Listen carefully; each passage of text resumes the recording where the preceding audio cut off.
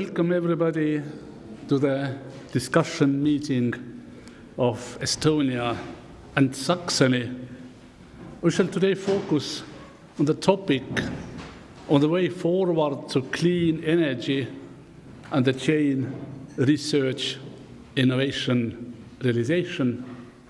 It's my pleasure to give floor for opening words to Saxon State Minister for Science, Culture and Tourism, Mr. Sebastian Gemkow.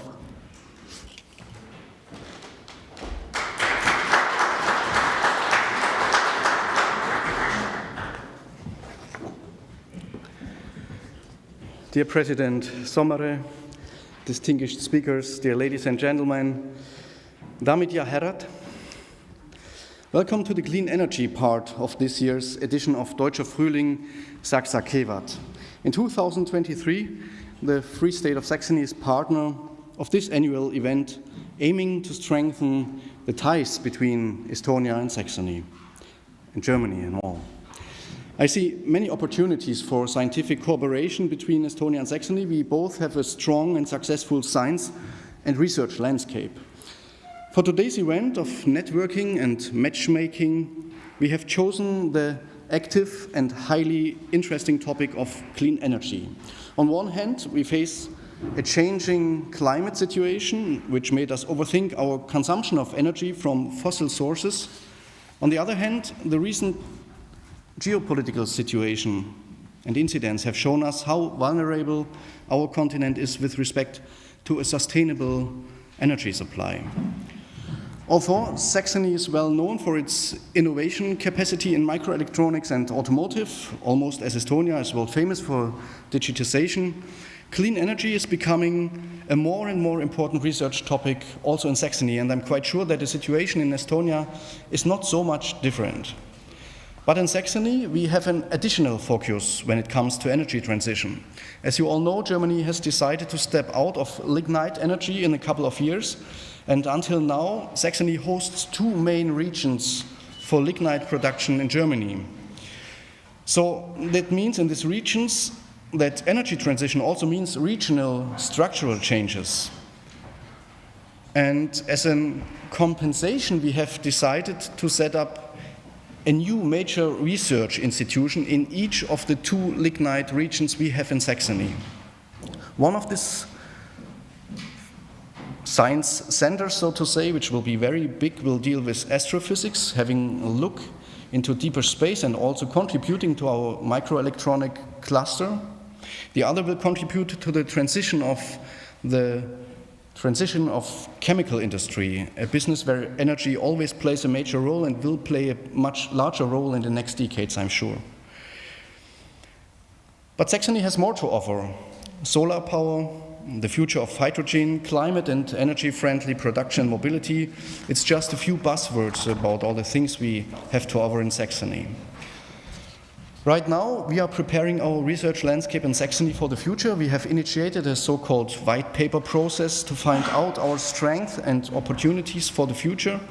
And in addition, with the campaign Spin 2030, we want to open the door for the future securing and expanding prosperity in Saxony, and we want to teach also the world about the landscape we have in Saxony. And I'm sure that for this prosperity in Saxony, energy and especially clean energy will be one very important key for success. Professor Peuker will soon talk about raw materials and their recycling as a contribution for clean energy technologies, a topic where Saxony has a high expertise over many centuries in the past, especially at the Freiberg University of Mining and Technology. Research is important, but we also have to look at the innovation and production aspect of the clean energy transition process. Ms. Wackermann from Saxony Trade and Invest will inform you about the state of play in Saxony also very soon. Ladies and gentlemen, one basis for cooperation between us in this field definitely is the European Clean Energy Transition Partnership, where both Estonia and Saxony are funding partners. And I'm very delighted that we can talk about this partnership today here in Estonia, because it was Estonia which in 2017 initiated the very complicated process of restructuring the highly complex system of the European public-public and public-private partnerships in research and innovation during its presidency of the Council of the European Union. So we have one more reason to say thank you, Estonia, that we can meet and network here today. The partnership of clean energy offers a wide variety of opportunities on the way to clean energy, and it looks at different sources and different parts of the supply chain. And Dr. Siret Talve from the Estonian Academy will present more on the partnership soon. Today we do not only want to present what we are doing in planning in Estonia and Saxony, we want also to create a platform for networking and further collaborations between researchers and enterprises in our both countries. And therefore, in the second part of the event, it's you, either here in the hall or on the screens back home, who will be in the focus. We have chosen a number of researchers and enterprises who will present their work and plans while looking for new partners for their future ideas. And I'm deeply convinced that today's event can be a new highlight in scientific cooperation between Estonia and Saxony. And therefore, I wish you all a fruitful networking today. And at the end, I especially want to thank the Estonian Academy of Sciences for their hospitality, for the organization and the forehand. Thank you very much, Mr. President, for supporting us and for supporting this event. I wish you all the best, a fruitful time, and of course much health and success in all you are doing. Thank you very much.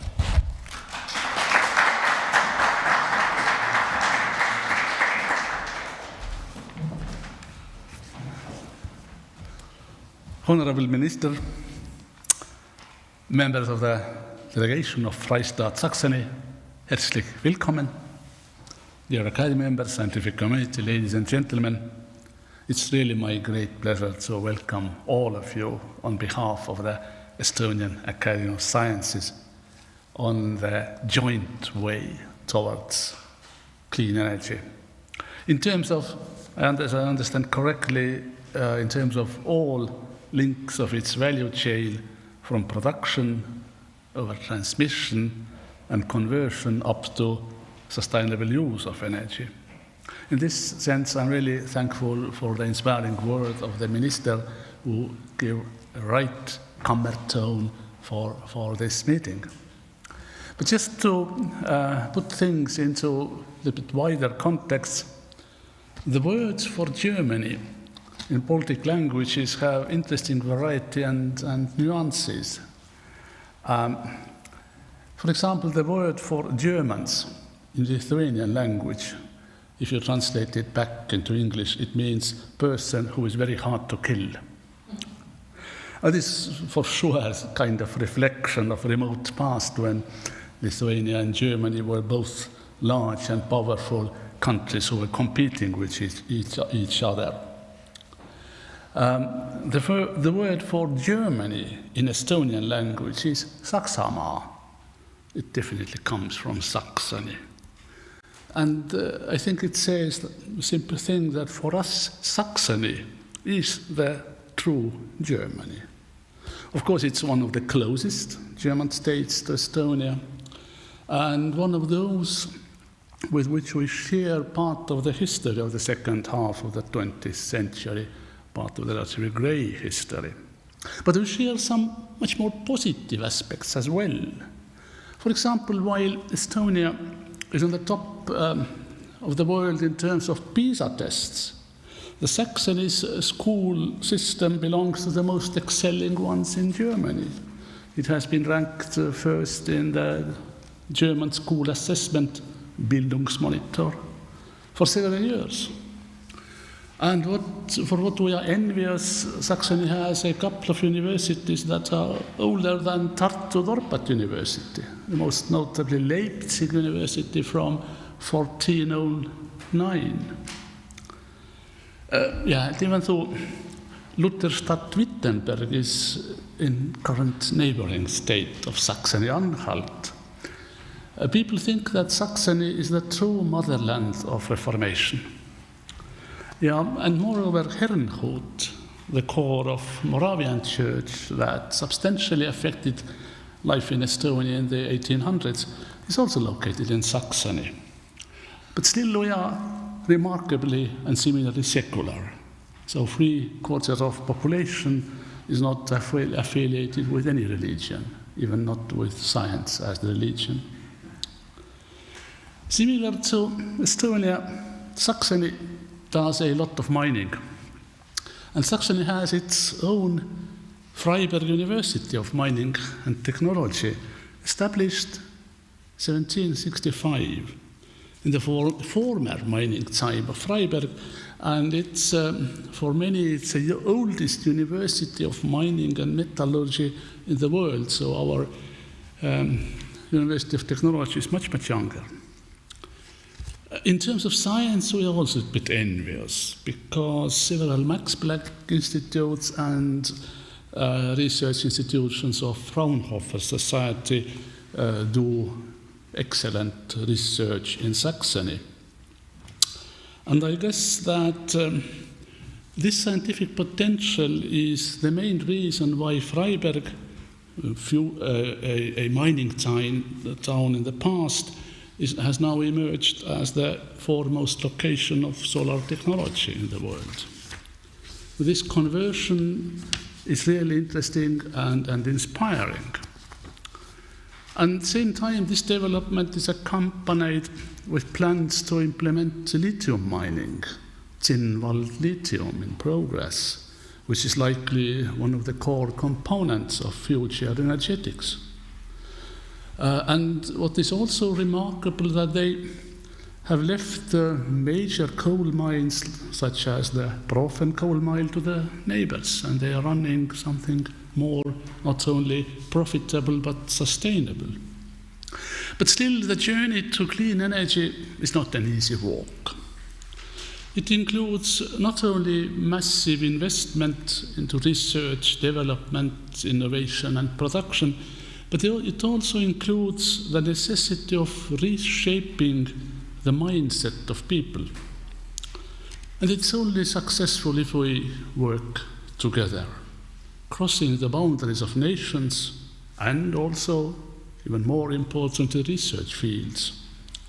And I hope very much that discussions of today will foster those nice words which are said, transdisciplinary and transboundary cooperation, and to give real meaning to those words.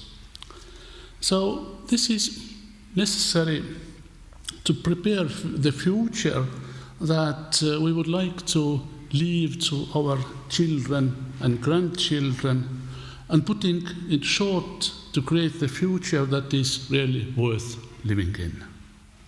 Thank you very much, and I hand over the floor to the moderator of today's event, Academy member Dmitri Vinnikov.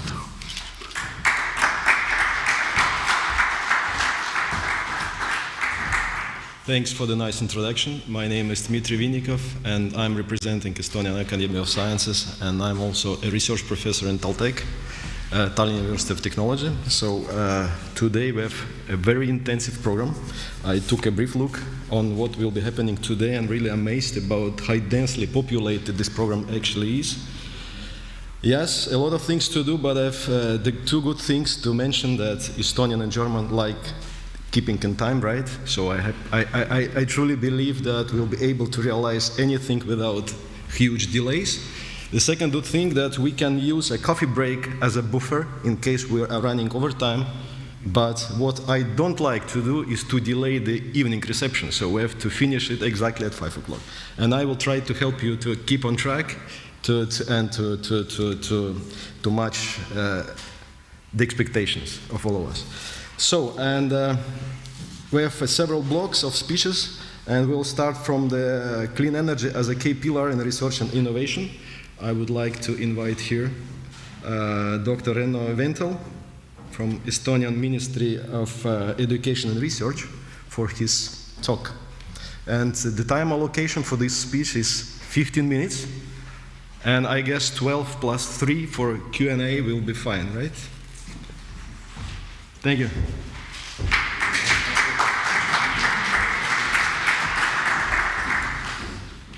Good afternoon, Honorable Minister, Mr. President. It's a great privilege and honor to stand here.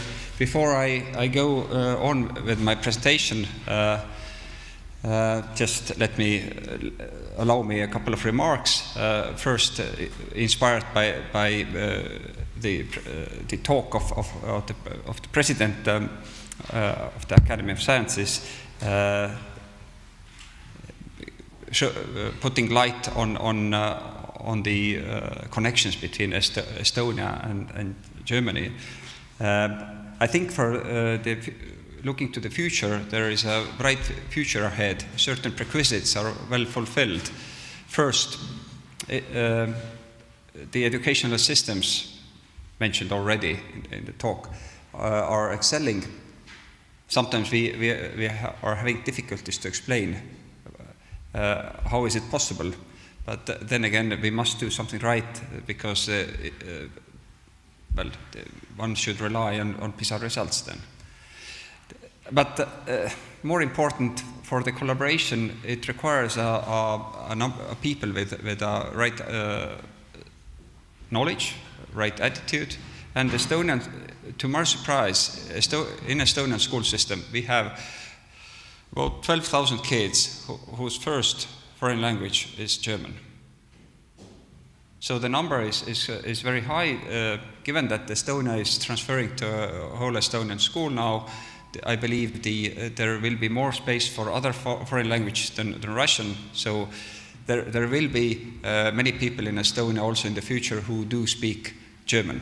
Well, about myself, I did learn German also in the secondary, upper secondary, but with your consent, I'll stay with English for now. But then we tend to think on collaboration prerequisites that we tend to focus on the strengths we have. But we should also be able to identify our weaknesses. Through that, we discover the complementarity. And when these gaps are visible, then there are indeed those who can fill these gaps. And I mean, if you concentrate only to your strengths, then there is not enough space for your partners to contribute. But I promise to give a strategic view on R&D and talk about clean energy. I will stay on a rather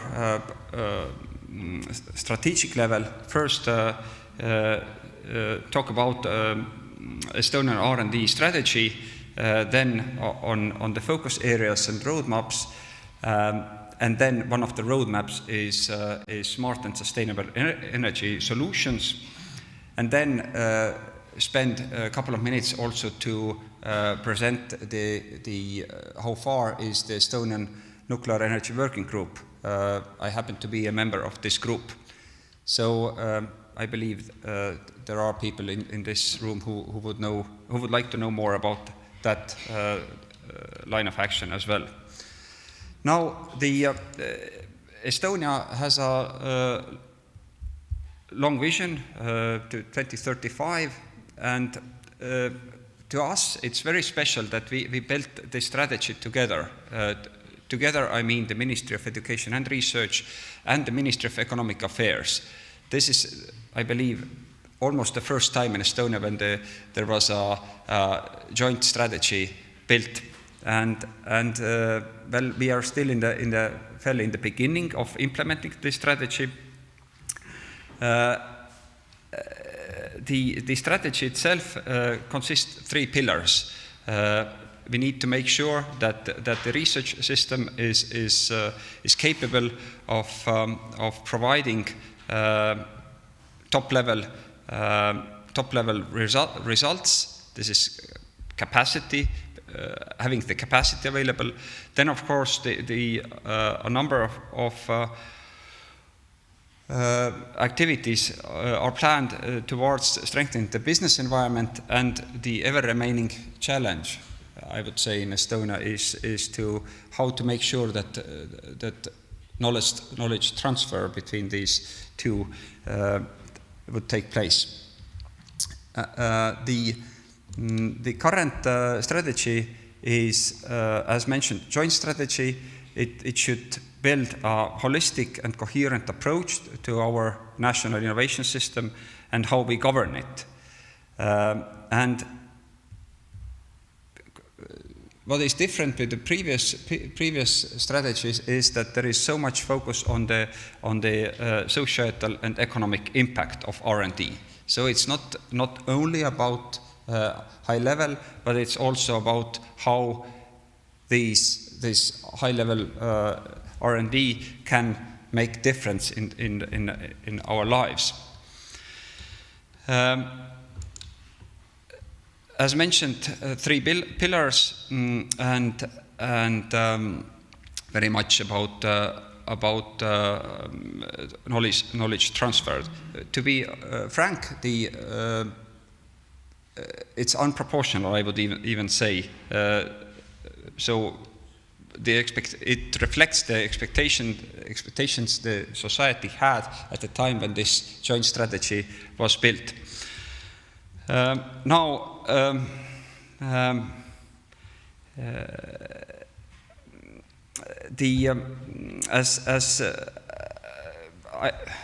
time is rather short, I'll go straight to the focus areas. So Estonia is not a small country. We like to say that we are a very small country.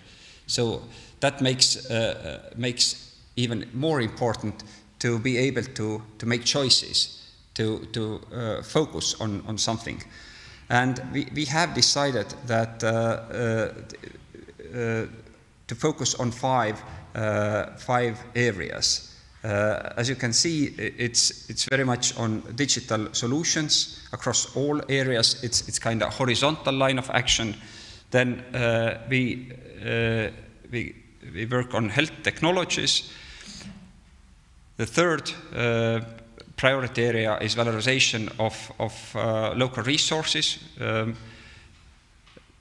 Then smart and sustainable energy solutions, and as fifth, the viable Estonian society, language and cultural space.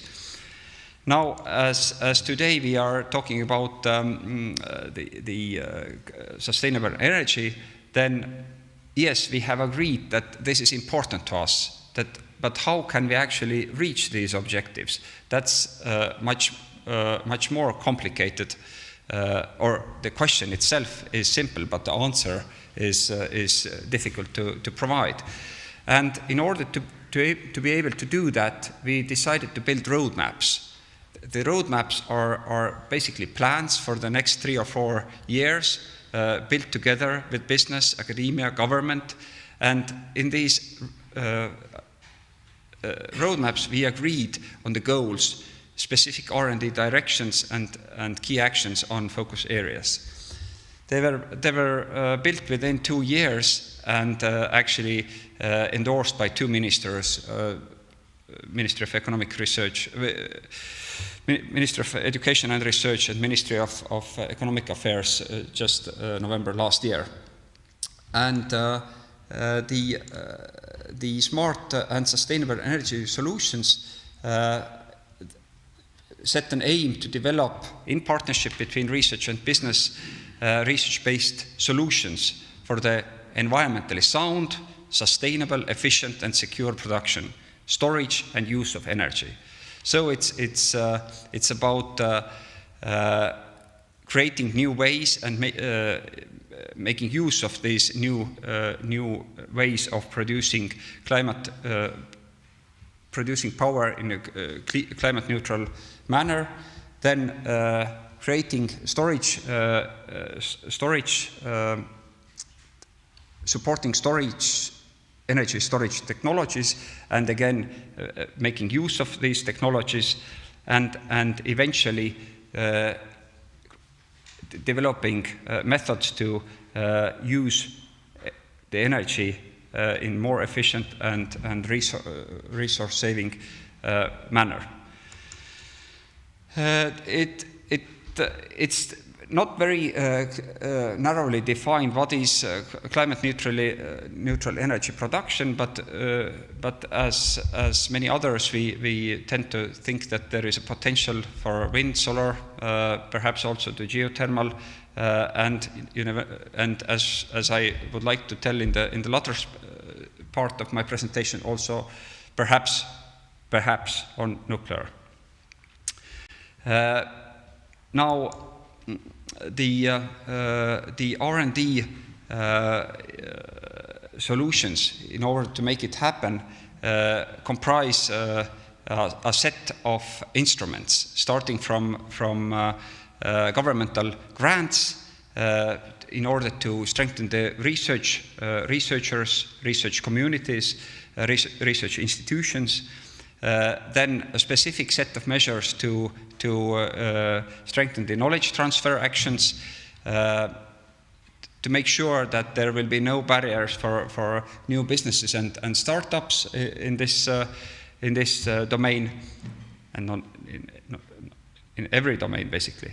And then make sure that this cooperation and collaboration on national, institutional and international level would be supported. As energy is capital intensive sector, then for Estonia a specific challenge is making the capital available. Now I will skip a couple of slides as I see my, unfortunately, the time is ticking. I would spend a minute or two on the initiative the government started 2021, and it was, I guess, somewhat triggered by a private company who initiated a public debate in Estonia, but then the government reacted in the spring 2021, creating or establishing a working group, on a fairly high-level working group.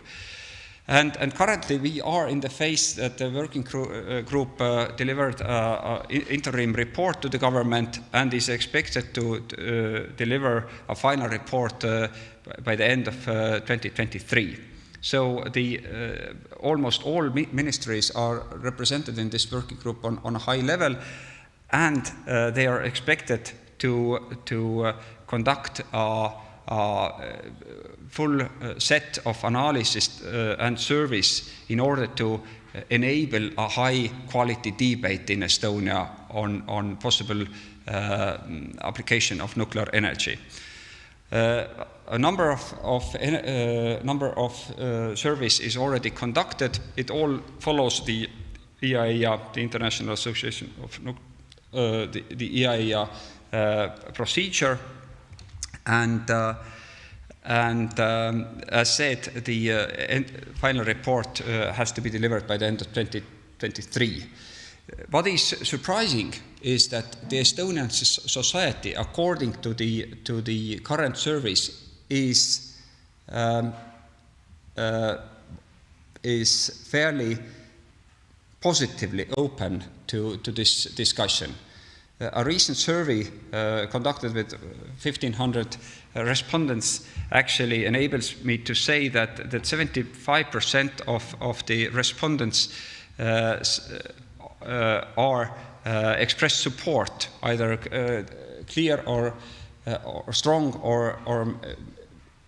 or fairly high support to nuclear energy production in Estonia.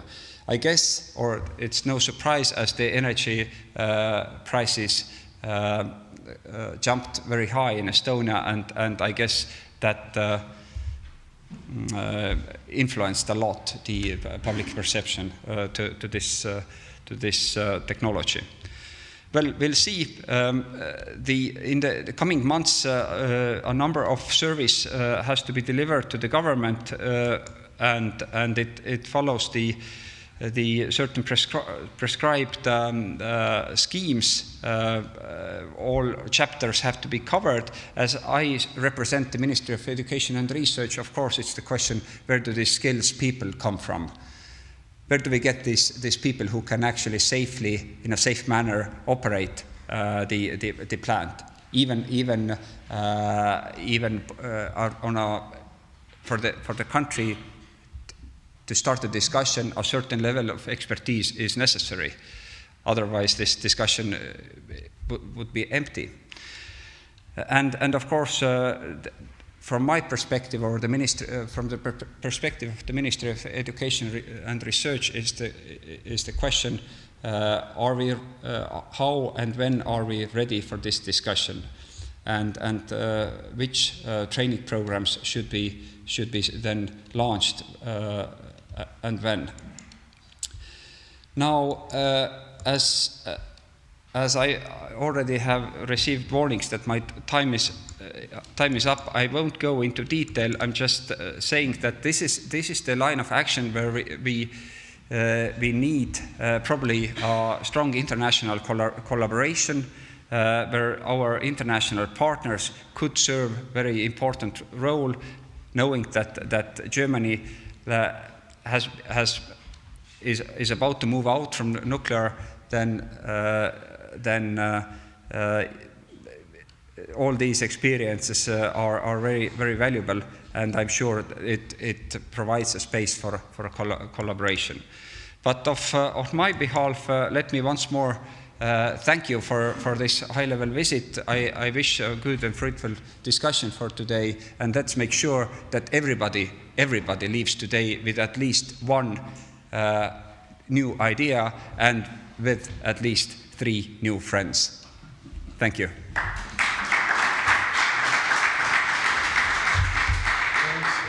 for this very informative outlook of things happening in Estonia, but now it's time for maybe a couple of questions. So please use your chance. It's a unique chance to ask the person who knows the best. Yes?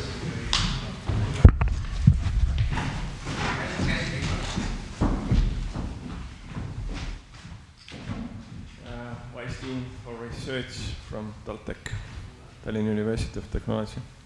Should we understand that Ministry of Education is advocate for Fermi Energia? Thank you. No, let me make one thing very clear. With the slide where I mentioned that Fermi Energia initiated the debate is not in any way suggesting whether the ministry would be in favor or not. That's for sure. But it's important to understand that in order to have a decent discussion on this really highly sensitive matter, let's not forget that was in the late April '86 when many Estonians had very personal contact with the radioactive disaster of Chernobyl. Then this still resonates in Estonia, and my statement is that in order to have a proper debate, then we should explore, have the data, have the knowledge, and only then high quality debate can be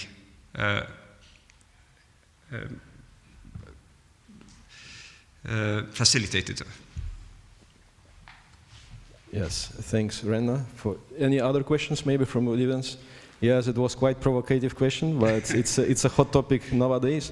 But actually, I'm also in this topic of energy for my last 25 years. I'm representing power electronics. I would like to say that I'm really proud of what is happening in Estonia. It's a lot of deep tech companies are coming to the scene, and one of the good examples was the Skeleton, which we'll be also presenting today. So there are really a lot of good examples, and I think more are to come in the future.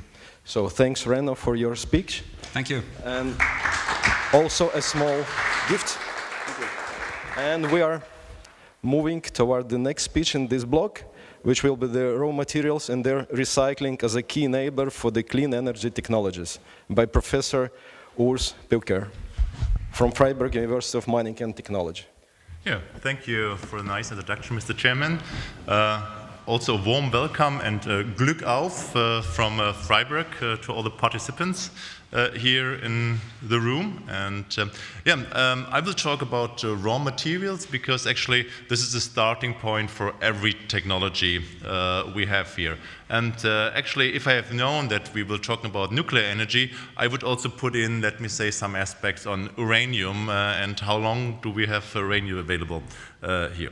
But I'm focusing, let me say, a little bit more on the traditional technologies of clean energy. So where we look at, I've taken a slide from a large program on electrolyzer production in Germany, and I think it's everything in here what we have in technology in clean energy, what we are discussing at the moment. So we got the electrolyzers, we got the wind power, we got the solar power, we got the electricity in here. And if you look here, on all those technologies, we see actually they're not coming, let me say, from scratch, and not just making from plastic molding. There's a lot of sophisticated structures in there, and actually they are containing raw materials, elements actually some of us never heard of. So we got all this table of elements, and we got iridium, scandium, ruthenium, platinum, light raw earth, nickel, heavy raw earth, again, platinum and ruthenium at catalysts. If we go for biofuels, we got the lithium, cobalt, nickel, copper, graphite. So a lot of elements we have to pour in a technology. And it's not in a small scale, because we are building actually machine technology in ton scale. So we need quite a lot of those materials. And I want to highlight today actually, do we have enough materials in the market? Because actually in the recent 25 years, 35 years actually, with all the waves in raw materials business, raw materials were just available. You got on the market, and somewhere around the world someone was mining them and you got them. But does it, or will it be the same in the future? And so let us talk about a little bit about the criticality of raw materials. So if we can put it on the scientific part, we put on one axis the economic importance. So we need desperately those raw materials to realize those technologies, and actually what is the supply risk? We can see the supply risk just in the availability, but we can also put in some transport issues, some political issues, and the higher the supply risk actually, the more is the risk that we don't get those materials. And I just took out 4 of those elements: iridium, scandium for the electrolyzers case, and cobalt and lithium for the battery case I want to discuss. And let us look a little bit deeper into, let me say, the availability of those elements and which are connected to the minerals. Since we are building actually new technologies, we cannot take everything from recycling because it's not there yet. So we can establish a circular economy, but at the moment we have nothing to recycle except production scrap. So it's plotted here. So actually, excuse me, I'm a professor. I'm talking in engineering. So I give you some graphs, some hard figures in here. So we get actually in the yellow in here. This is the world production in 2018. And this is the lowest row in here. And so if we go on, this was in 2018, the consumption for sustainable technology, putting everything together. So the world production fitted quite well for scandium and iridium to the world production. But if we want to make a scenario where we generate a lot of hydrogen, and hydrogen is called by some politicians the champagne of energy change, so the really best solution and the most flexible solution in there, we see actually neither iridium nor scandium actually is sufficiently on the market to fulfill those ideas and technological scenarios. So actually we need new primary resources, we need new mines and new sources of those elements. We can do actually the same for the battery materials. Actually here we got lithium and cobalt. If we look on the cobalt side, we see actually we not put all the cobalt world production into batteries, but there are also other competing technologies which need cobalt, and it's still a certain share. If we go for the lithium and sticking to lithium-ion batteries, we see again the point that we need several times of the world production of 2018 to satisfy the scenario of raw material providing. Okay, so we see if we want to make the change with renewable energies and energy storage and batteries, we need new raw materials fed into the circle.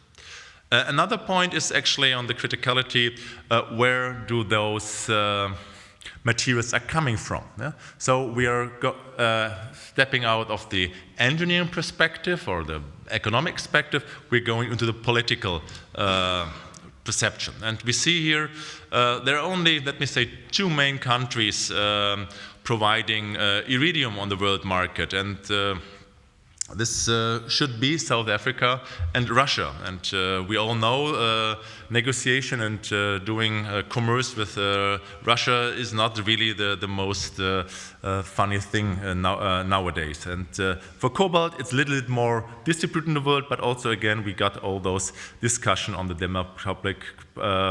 Republic of Congo. So again, we see here another point where we look at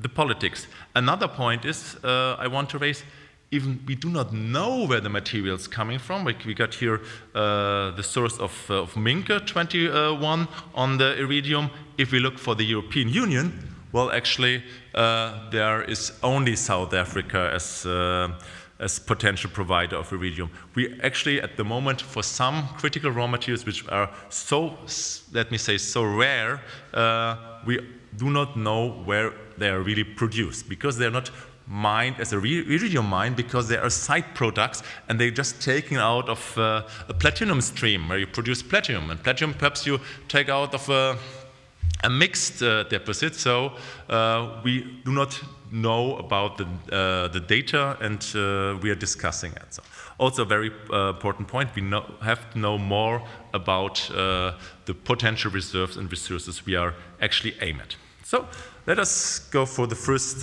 conclusion. The raw materials are not ubiquitous. So that's not on the market, we can just order 10 times and then we get 10 times the point. The raw materials but are a key factor for our future technology development. Yeah? And on the on the technological development, actually we are depending on, because we want to keep our economic strength. Yeah? And raw materials unfortunately have become, or have regained the point that there are strategic aspects in there for the future development. Yeah. So it's not longer only market driven, but there is also politically, strategically driven. And well, we see here the production mining of the raw materials to introduce them into the material cycle has also a significant CO2 impact we do not have to neglect, and we also have to put in thoughts and technology to minimize that. So that's why actually keep the raw materials in the cycle, and to motivate everyone bringing raw materials into products to keep them back, to keep in the cycle, because actually they are not ubiquitous. Yeah? And if there are no economic drivers, actually we have to generate drivers by legislation. And I think I put a positive point in here that European regulation actually drives keeping certain raw materials which otherwise be lost or dissipated into the cycle. So we got the regulation, the new regulation on battery, replacing the old battery directive from 2006. And we see here there are some figures in there, the drafts, 35% of the lithium by 25 and 70% of the lithium by 2030 have to be kept in the cycle, have to be recycled, and has to be proven. Yeah? And we also see that there are some political negotiations in there because this was the proposal, and yeah, actually this was the outcome, the compromise, 50% by 27 and 80% by 2031. Actually somehow going above the first suggestion for lithium. And lithium, as we've seen, very critical in there. So, but let us now jump into real technology. Now jump into a lecture. of engineering the last 2.5 minutes. This is a picture of a lithium-ion battery, just a sketch. What we're looking at. We're looking at structures, actually, we have never thought at recycling before. Very thin structures. We got a copper sheet and the aluminum sheet coated with coatings in the thickness of several tenths of micrometers. So perhaps 1/2 or 1/4 of the thickness of your hair. These are the different layers, and we want to address because there are the raw materials in there. But those raw materials, actually, they are bunched up and certain piled up in the structures because the macroscopic structures look like this. This is an E3 battery we used to do recycling with BMW. So this is the pack, 200-something kilogram. Then in the middle, you got the module of 30-something kilogram. And this is a single cell having about 2 kilograms. So think of, we have to discuss one hand in the tenths of 10 to 100 micrometer scale, and you got the 1 meter scale. There's a certain orders of magnitude in between. We have to handle everything with there. So that's, we can generate products out of this, and we have to find the right point where we put them back into the cycle, where we can insert them back to resynthesis process in chemical industry or metallurgical processes. Here.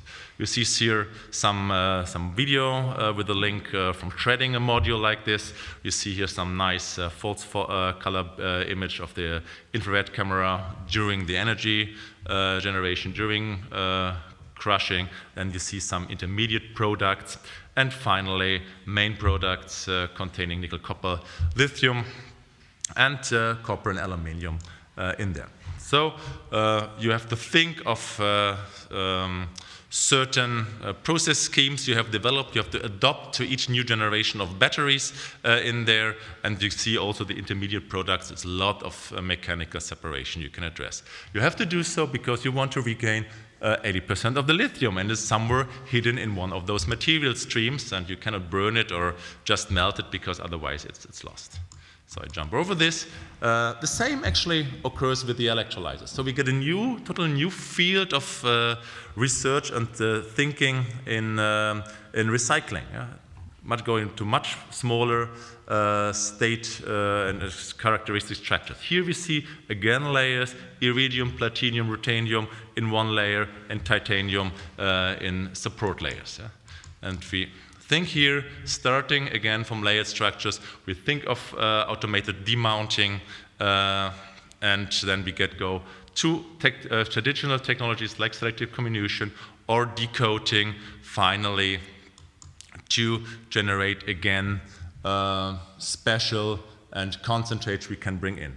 And just one aspect on research, it's difficult. If you just combine the research to the material development and you just get a sheet of 5 to 5 centimeters and you want to do a layout on a technology later on with really heavy machinery, you have to rethink everything in here, what we are actually doing, taking technology from a pharmaceutical industry, and we can have in 5 millimeter plates some quantitative information about the recycling capabilities. And actually, this is one strength also in Saxony. This is also my last slides in here, that we have challenges.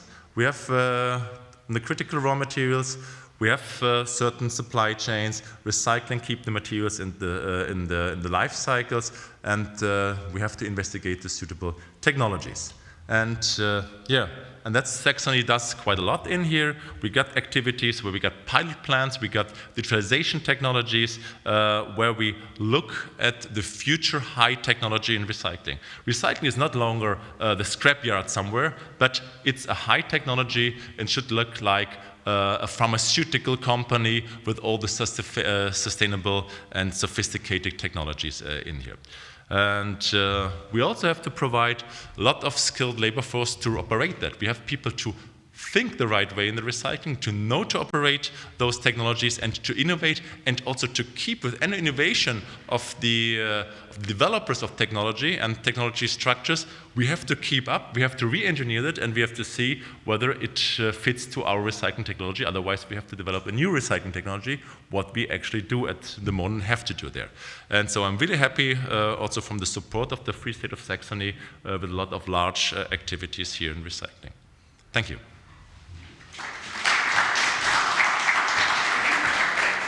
Thanks a lot for this very nice, informative, and up-to-date presentation. So now it's time for questions. Yeah.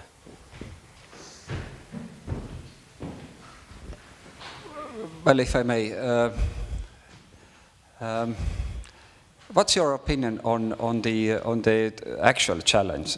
So if we think back on all these raw materials, a number of reports has been published during the past decades. We should actually be pretty well aware that with certain raw materials we have difficulties. 2009, or 2010, we still remember the magnet crisis the automotive was going through. Neodymium-iron-boron magnets were,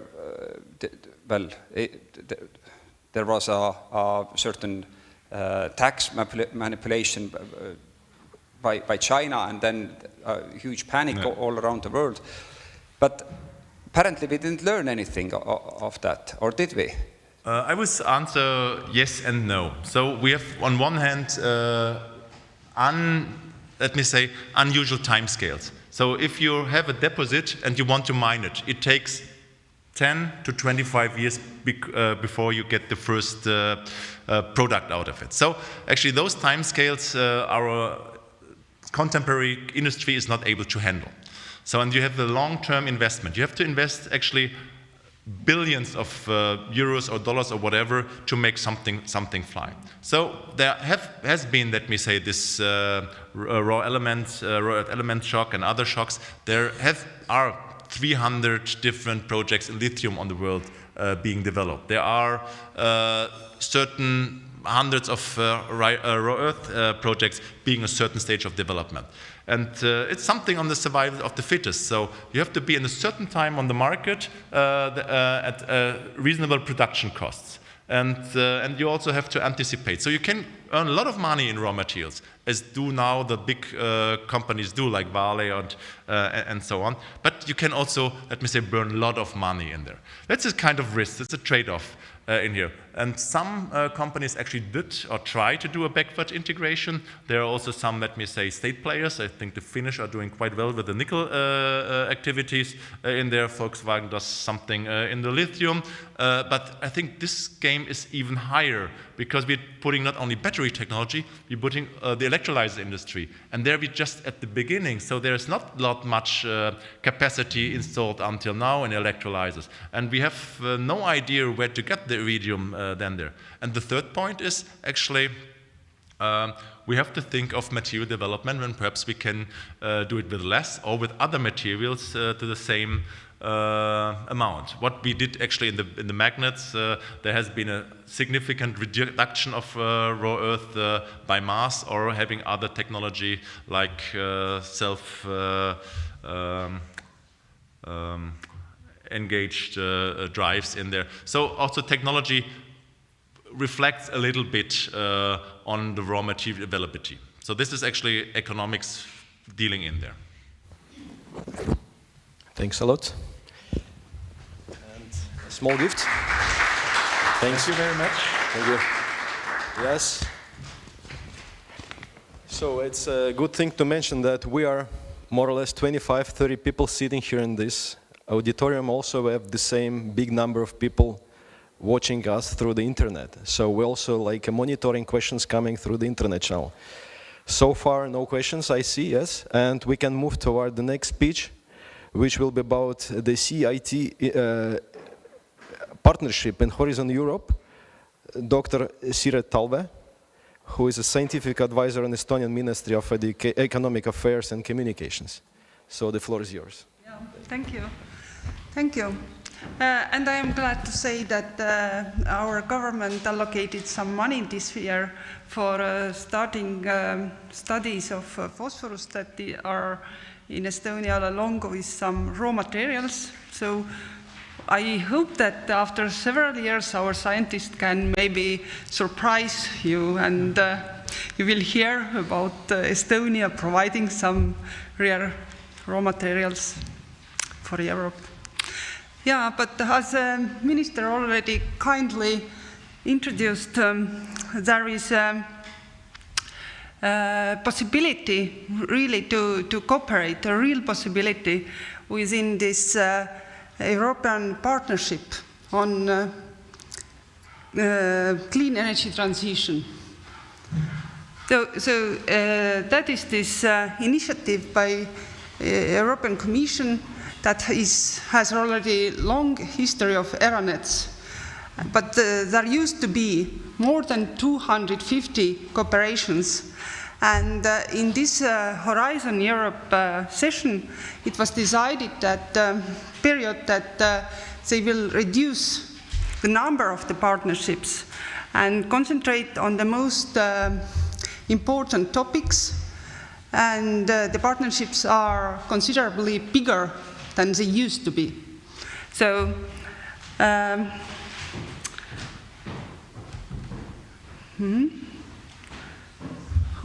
I should use probably, yeah. So this partnership is really big. There are 78 partners, and they are from 32 countries. And almost all member states are participating, and also some non-EU countries. How the partnership works? It is so that there will be yearly calls that started last year and will last until 2027. And the total budget is quite big, as you see. And the principle is that each country finances their own scientists. And I have picked up here the funding agencies from Germany and also from Estonia. As you see, from Estonia, our ministry is planning to finance it with 1.5 million euros, but Estonian Research Agency is, the budget is currently 450,000, but I hope that as the representative of ministry, Mr. Veinthal, told that this is a priority topic, I hope that they might reconsider and increase this budget. So, how it works? Here are the rules. So basically, there should be formed consortiums that develop the projects, and they will be competing, and the best gets the finances. And it is also some rules that that ensure that the research will be carried on in partnership. That is the rule number 4, that one country can't exceed more than 75% of the total project efforts or budget. So, as I told you, the calls will be yearly, and basically, probably it is quite small letters, but basically it is now that we had first call last September, and currently there is the evaluation going on, and at the same time we prepare for the new 2023 call that will be launched in September.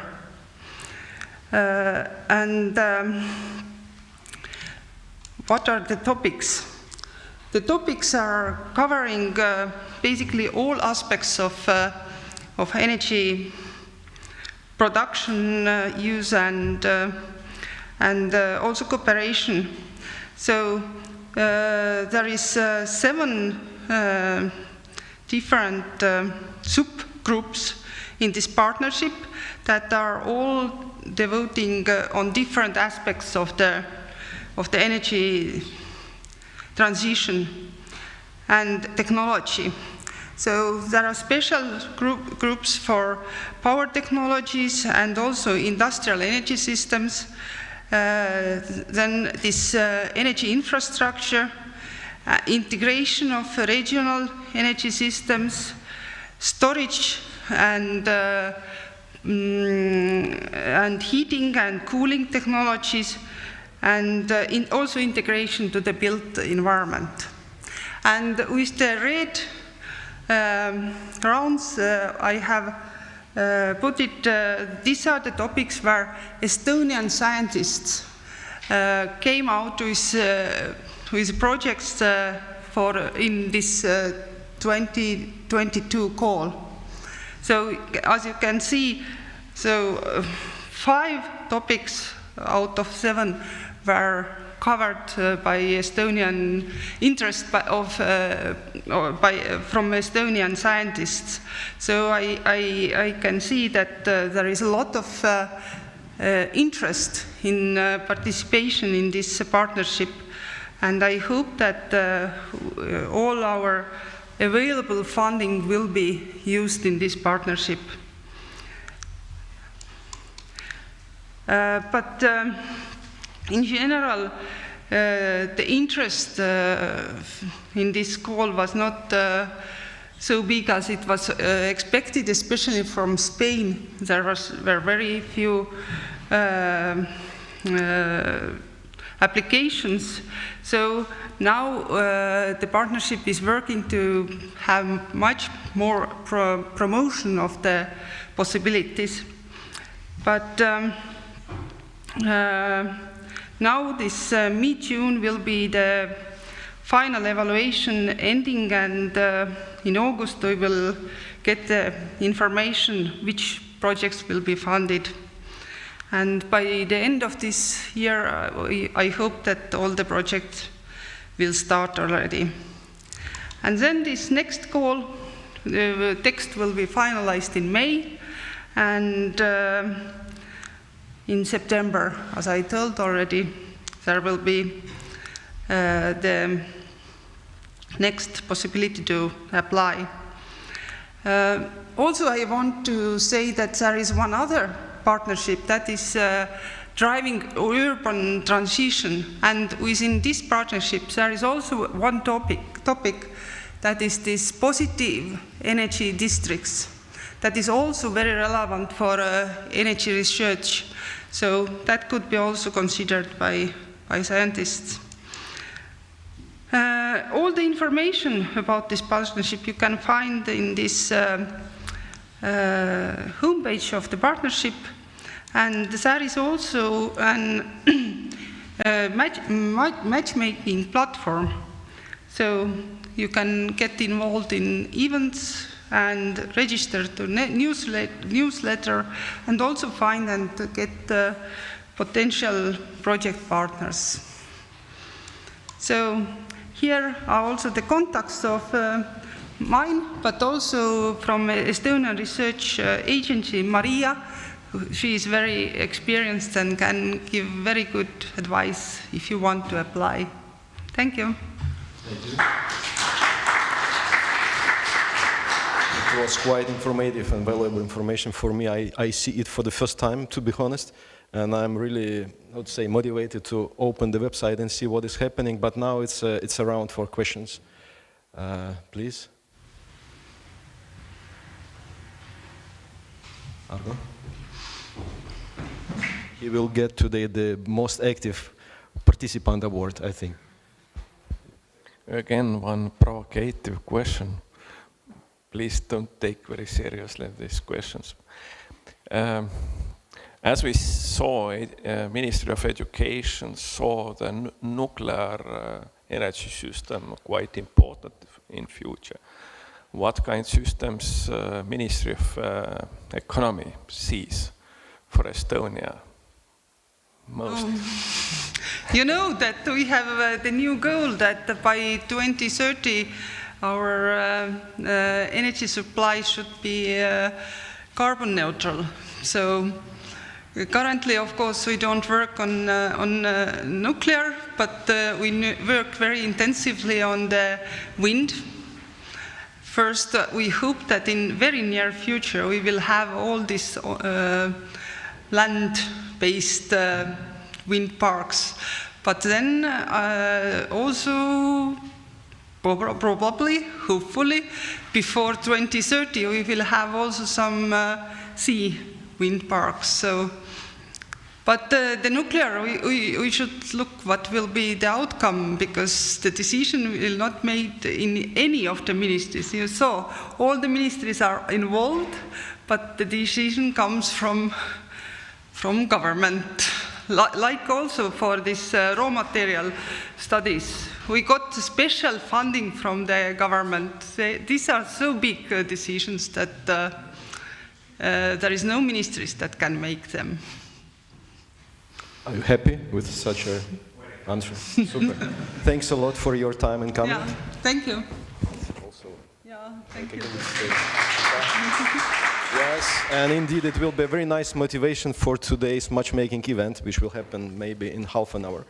And now we are moving toward the last speech in this block.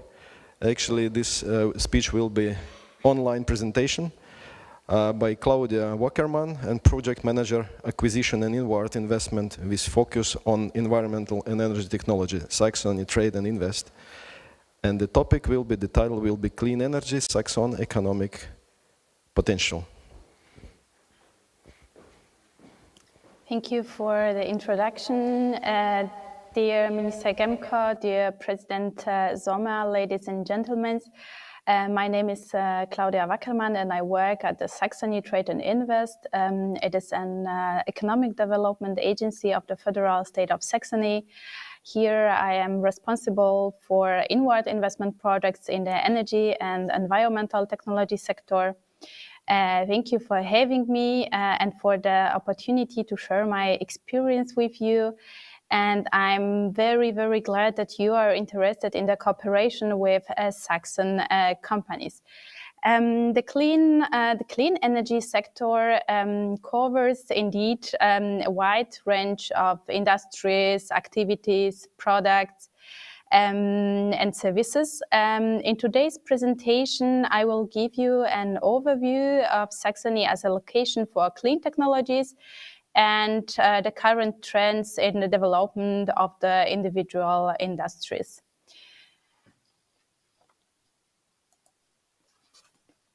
So, welcome to Saxony with a few introductory words about our region. Saxony is one of 16 federal states in Germany, located in its east part. With 4 million inhabitants, it offers not only a strong industrial base, but also an intensively living scientific base. The crowning glory of our region is its ideal location and excellent transport links, both by air and by road. These make it a perfect location for expanding into other markets, both in West and East Europe. The biggest Saxon cities, Dresden and Leipzig, are the best evidence that Saxony is one of the best places to invest and to do business. Just to mention that both were among top 10 cities in Europe when it comes to the strategy for foreign direct investments and human capital. Saxony's industry is very diversified and based on several key industries and sectors. Here, a strong industrial base is provided by Europe's largest microelectronics cluster and Europe's #1 production location for electric vehicles. And just to mention two figures, every third chip made in Europe and more than 60% of German production of e-cars come from Saxony. But the industries driving the location also are environmental and energy technology, life science, logistic, aviation and space, and also rail technology. But what is it that makes Saxony grow well? What is it that has caused its economic growth rate to significantly exceed the German growth rate for several years? One of our secrets of the success is our highly skilled workforce. Saxony is a serial winner when it comes to the education system rankings in Germany as a whole country. Also, high density of technical universities provides trained personnel for industry. And what's important, what's relevant, Saxony is an engineers forge, engineers incubator in Germany. What does it mean? Here you will find the highest proportion of engineering graduates among all graduates. And as I already mentioned, also a great geographical location is an important asset of Saxony. One of the 5 largest cargo hubs in Europe is located in Leipzig, the DHL cargo hub. Saxony also impresses with its know-how in production and production automation. Its unique asset is its excellent research landscape. You probably know a lot about it, but just to mention, Dresden alone is home to more than 10 Fraunhofer Institutes. But Saxony is not afraid to face the challenges of the future. It focuses on the development of new technologies, both on the business and the regulatory level. And at the same time, Saxony is a very good place to live. Not only does it convince with its real estate prices, but also with the good quality of its public services. And coming to our key topic today, to the environmental and energy technology, we have to mention that supplying all sectors of society and the economy with energy in an environmentally friendly, reliable and affordable manner is one of the greatest challenges of the 21st century. But with the enormous research and production potential here, the traditional energy and technology state, Saxony, is well on its way towards successfully mastering the transition from fossil to renewable sources. The energy and environment sector in Saxony employs more than 70,000 people, and with more than 700 companies offer a unique synergy potential for energy technology providers. Our companies, which are active in fields of energy production, storage, and efficiency, are ready to cooperate. They build on the region's experience and develop their technologies. Just to name a few examples, in the area of energy production, Freiberg-based Meyer Burger is expanding its plant and hiring more people. In the field of energy storage, Skeleton Technologies from Estonia is building in Saxony Europe's largest supercapacitor production facility. The company Q-Motive from the region of Lusatia develops and produces battery systems tailored to a specific needs of the automotive sector. And in the area of energy efficiency, Vetas Wärmetäuscher will be a perfect example. The company is a manufacturer of heat exchangers for virtually all industrial branches, with the ambition that every customer gets an individual heat exchanger solution. And in this part of the presentation, I would like to show you 5 of the sectors being developed in Saxony. One of these is hydrogen and fuel cell technology. Thanks to the broad regional competence, the ambition of the companies and intensive networking, Saxony offers very good conditions for the development of this business. Our regional goal, our regional objective is to create an entire value chain in the hydrogen and fuel cell technology. And some interesting and probably surprising facts for you.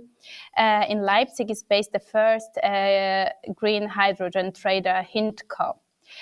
Here also in central Germany is the first hydrogen network being developed. And talking about fuel cells, I would like to draw your particular attention to the Chemnitz Innovation Cluster, HIGHVOLT. At the same time, Saxony as one of the biggest region for the automotive industry in Germany provides excellent conditions for the development of innovative mobility concepts. For example, autonomous driving is being researched on a B170 road near Dresden. A similar project was recently run in Leipzig.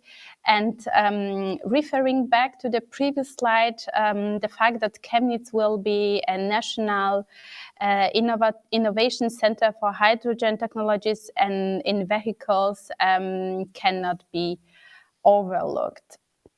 Here you can see the HIC, Hydrogen Innovation Center. It will be a great center, huge center located nearby the Chemnitz University in the south part of Saxony. There you will find about 600 hectares for new settlements, technology campus, and test track for road and rail vehicles driven by a fuel cell and hydrogen technology. And talking about clean energy sector, we cannot overlook the future energy system and the digitalization of the system. The digitalization rapidly changes the energy industry, opening up new opportunities for process optimization at every stage of the value chain. And here too, Saxony is keeping its finger on the pulse and following technological trends. Here on the slide, you can see some of the projects being developed in Saxony. Our universities are working on the energy systems of the future, combining artificial intelligence, virtual power plants, or intelligent power grids. But we are also familiar with the smart city topic. In fact, we feel at home in it. And we could ask ourselves why, talking about clean energy, we talk about smart city. The reason is very simple. We are aware that the evolution towards smart cities can only be achieved through decentralized, sustainable, and efficient energy supply. Our regional skills are being recognized in international rankings. Sorry for that. And our companies are happy to present their solutions at international trade fairs and conferences. Here you can see our stand from last year at the Smart Week Expo in Barcelona. At the time, Saxony was represented by 9 companies and institutions, and the next round is already this year. And coming to the next branch, the next sector, the coupling for a successful energy transition, sector coupling. Sector coupling represents promising concepts for the intelligent interconnection of the energy sectors. It means electricity, heat, and mobility.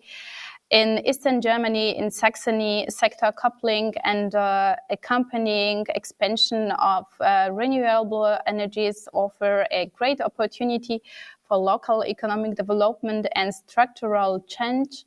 Our industries can benefit from the use, for example, of power-to-X technologies, especially through the use of renewable hydrogen. And one of the regional examples for broad sectoral coupling is the Leipzig Project LIFE. It means Leipzig Hydrogen Value for Europe.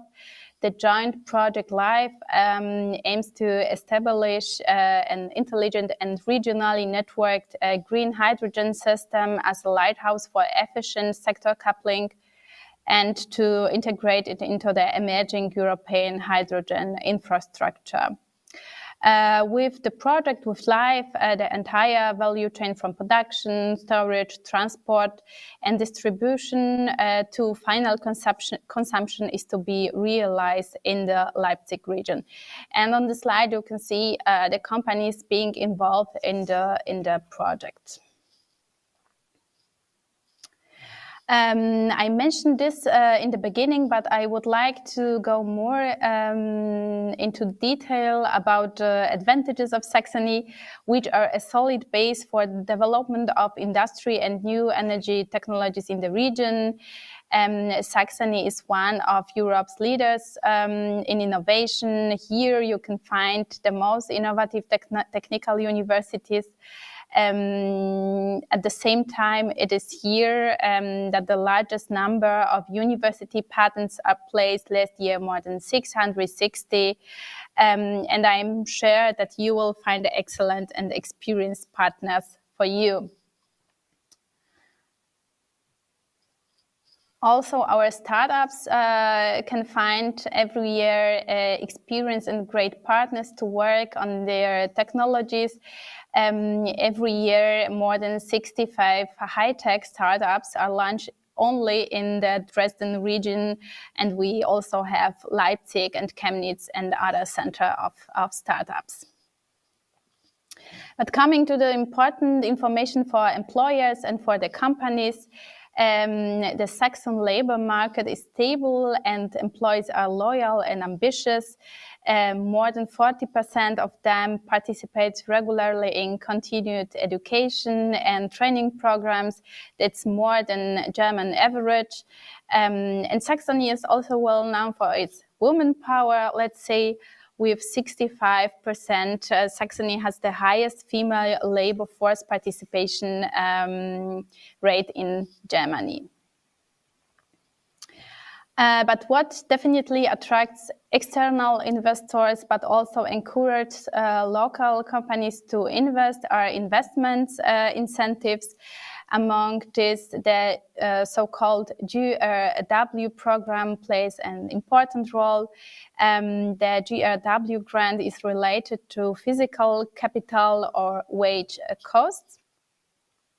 And as you can see on the slide, depending on the region and the size of the company, companies can apply for support of between 10 and 45% of the amount of investment. 45% is this region of Lusatia in the east part of Saxony. And from our experience at the Saxony Trade and Invest, we can say this program is the most popular among investing companies. But at the same time, companies and researchers developing new technologies, working on new technologies can receive support from EU and national programs. In the current financial perspective, more than 600 million euros is allocated to support technologies, including pilot lines.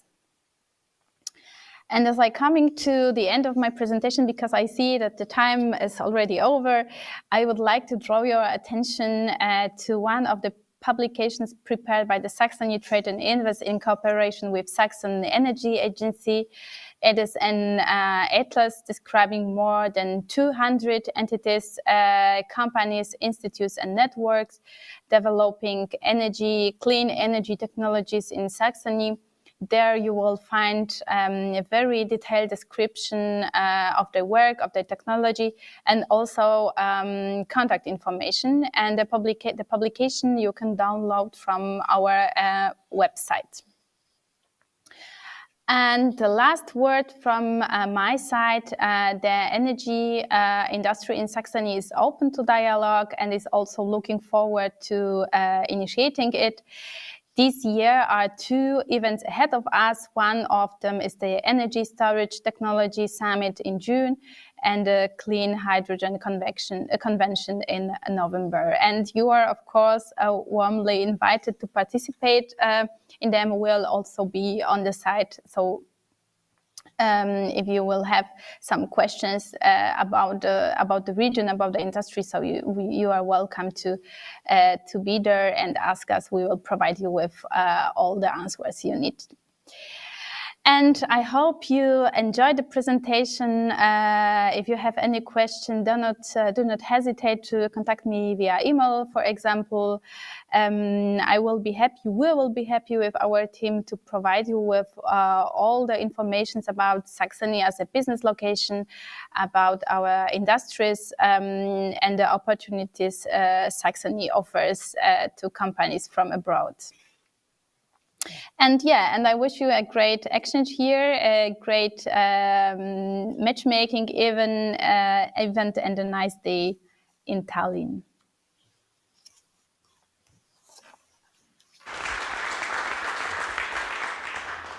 Thanks, Claudia, for your presentation. So can we ask questions now? Is it possible technically?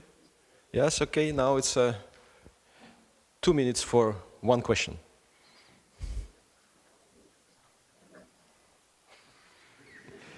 Indeed, the Saxony is a very nice place for the tourism. I was working in Cottbus, in TU Cottbus in 2000, and I was really enjoying my time visiting Leipzig and Dresden. So I would recommend you all to visit any kind of scientific event organized in this region. So, okay, finally we have one question, yes? Okay, I'm running. Thank you. I saw that you have a lot of research agenda in the field of hydrogen. So how you see, what will be the role of hydrogen in your energy supply or system? Indeed. One of the regional goals of the Saxony is to develop an entire value chain in hydrogen and fuel cell technologies. It's both in the research and in the business, on the business side. And talking about suppliers, talking about technology, the best contact point, the best informed colleagues from us are our networks. It is Energy Saxony and it is HIGHVOLT Innovation Cluster, and they are the nucleus for the technology in Saxony.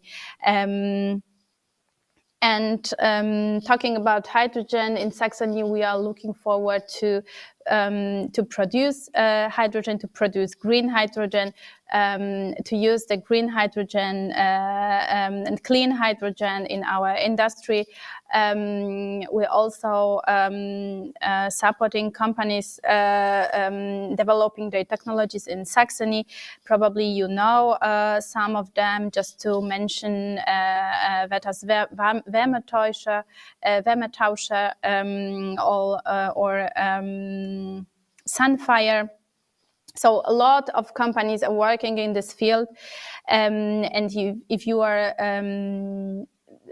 particularly interested in some kind of cooperation or some fields of cooperation, just let us know, and we'll be happy to provide the right contact for you, or to network, to bring you into the Saxon network.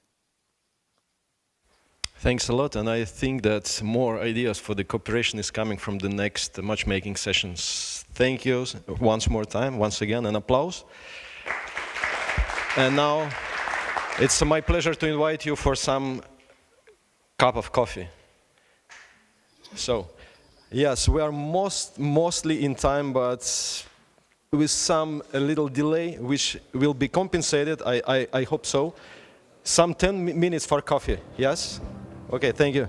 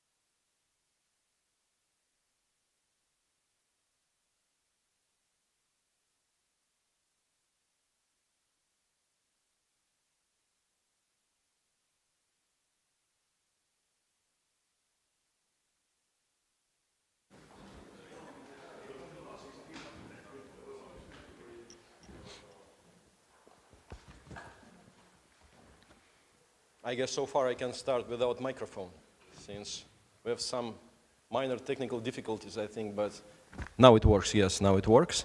And after the coffee break, we got some sugar to boost our energy, right? And now it's the most exciting and the super dense session. It's a pitch session, so where the partners from both sides will presenting some innovative things and give you some item for thinking about future cooperation. And it will be a mixture of online and on-site presentations, and 5 minutes per presenter. And I propose the following scenario, that 3 minutes to scroll maybe 3 to 5 slides very, very fast, and 2 minutes for Q&A. And I will not be introducing you, it will be your time to spend about to introduce yourself. Mr. Minister, thank you, Chairman. For me, it's great pleasure being here at a very important conference. We're talking about energy questions, and energy questions is very important for every country. For example, for Estonia, because we have 3 reasons. One is reasons desynchronization of our electricity system from Russian system. It's after 2 years. It's very big challenge. It's technical, economical, socio-economical. Second, our government fix position in years 2030. Our renewable energy generation is biggest on our annual electricity consumption per year. It's a terrible big problem. More and more coming renewable electricity, electric system, and here is needed a lot of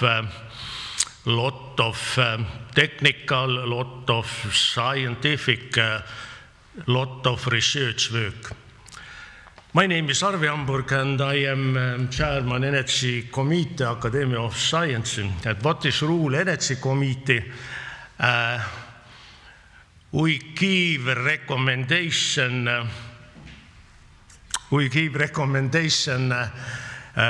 to our government, to our parliamentary members, and our policy makers.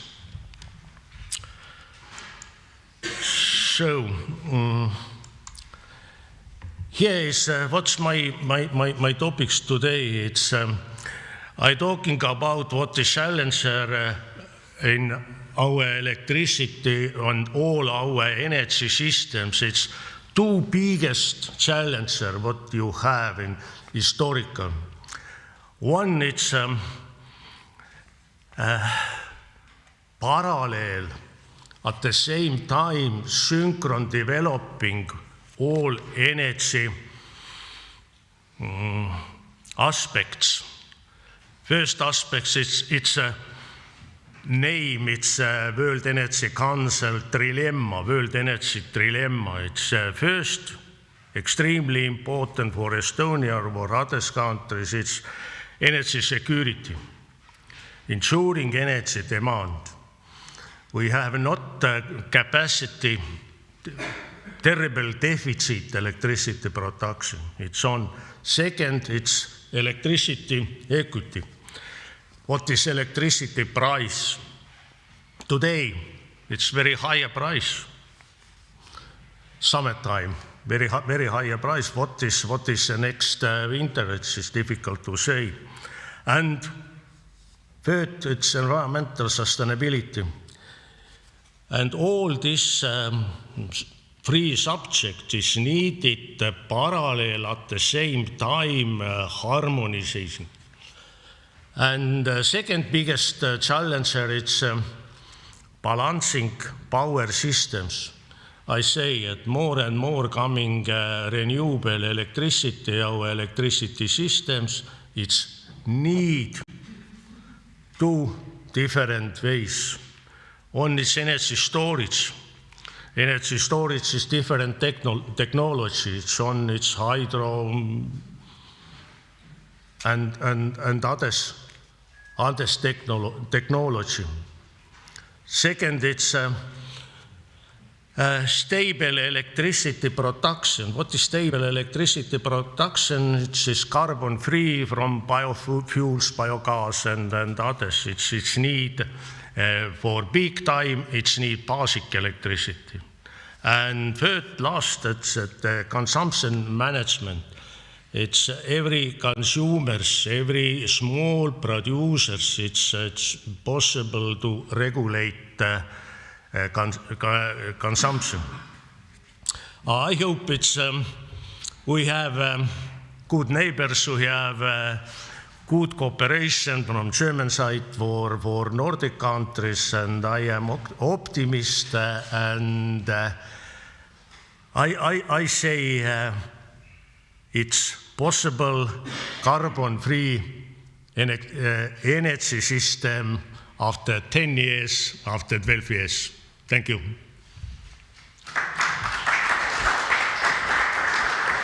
Thanks, Arvi, and now it's time for questions. But I would like also to ask you, dear attendees, who will be attending the reception tonight?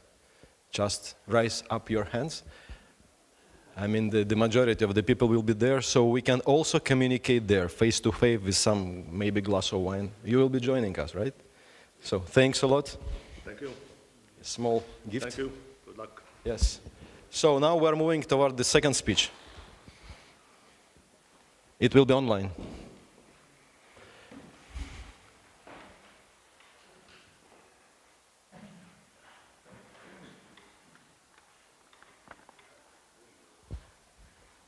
Can we invite the second speaker, Anja?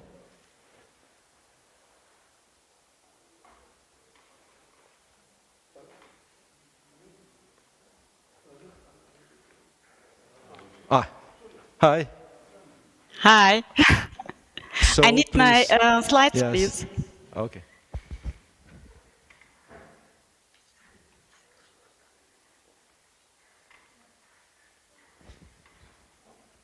Okay, perfect.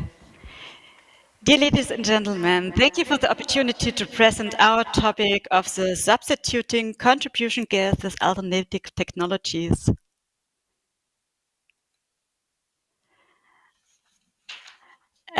About us, my name is Anja Rautenstrauch, and I'm a research assistant at the Department of Forming and Joining at Chemnitz University of Technology. Today, I would like to introduce you to an innovative approach to induction heating technology. The approach is an innovative process for the generation of hot gas. This approach enables carbon dioxide neutral heating of industrial production processes. The objective of the approach is to substitute current heating processes based on fossil fuel gases by generating ultra-hot air through inductively heated suspector materials. The focus of the development is on, among other things, the choice of suspectors is a novel and innovative combination of materials. Here, the porosity of the suspector materials is particularly important, and furthermore, the selection of the gaseous medium, like air or nitrogen, is a focal point of the investigation. The approach to be developed can be used in industrial heating processes, for example, in the preheating of various components, soldering, like this. And you can see here on the slide above shows the structure of a conventional burner technology based on the fossil fuels. You can see in the burner tube, and inside the burner tubes you have the air intake, the gas jet, and the gas regulation. And the pictures below shows the development approach for the innovative burner technology based on renewable energy. You can see the burner tube 2, but there inside there is a novel innovative combination of materials, and this approach is patented and pending. So, should you be interested on the present topic, we would be pleased if you could contact us.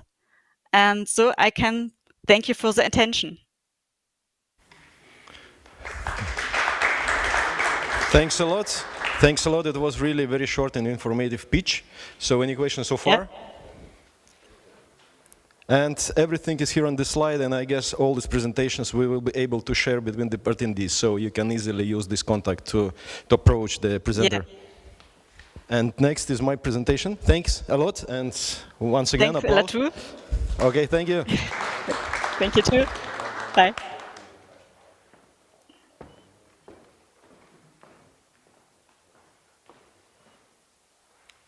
Yes, now it's my turn. Actually, I'm from Power Electronics, Taltech, Tallinn University of Technology, and I will be just showing you what we are doing in terms of power electronics. So my contact data is here. I'm Dmitri Vinnikov, full member of the Estonian Academy of Sciences, representing the power electronics group of Taltech, being the leader of the quite big international team. So my group is 22 people, including the PhDs and postdocs. And the topic of our interests are applied power electronics. So we're not about to develop a pure science, but to develop novel concepts, which has a good chance to be industrialized. And here you can find several examples of things we did in the past. We have a long history already of the group. And I was mentioning before, I'm with power electronics for 25 years. And all these examples are from the power electronics for renewable energy applications. We are the member of the European Center of Power Electronics, and I'm very proud to say that I'm also cooperating and was cooperating with Dresden, TU Dresden, Professor Stefan Burnett in power electronics field. We lost the connection in 2009, but it's a good chance to restart our cooperation. Yes, and here you see the visual things about renewable energy systems, PV string converters, fuel cell power conditioning systems, and microconverters, everything developed in the lab. And the mission of my group today is to verify the concepts up to TRL 5 or 6, actually to the level of pre-product. And the next is the commercialization stage, which is coming together with some partner company. The same, we're quite active in electromobility as well, and developing power electronics for renovation of locomotive, trains, trams. Also, now it's a hot topic of battery chargers for the EVs. And on the right-hand side, you see a prototype we are developing together with Volkswagen as an opportunity charger for the electric vehicles. The futuristic thing, but the really thing we believe in is the energy efficient houses. Actually, we propose to use the DC power delivery instead of AC, which is currently the main working version of power delivery concept in every house. So the DC gives better chances to enhance energy efficiency, and this is a concept we're also developing in our lab. And briefly, I'm representing the university. They are the list of proposals and joint supervision of PhD students, postdocs, visiting our labs, joint application for the European and local projects, joint organization of different kinds of events. I'm also the chair of the Estonian IEEE section, so I'm quite open for any kind of cooperation, and not only in power electronic fields. So, thank you. And here also the contact details, website, and LinkedIn account. If there is a question so far, I will be happy to talk with you later during the reception. Yes, microphone is just to tell that we are ready for the next speaker.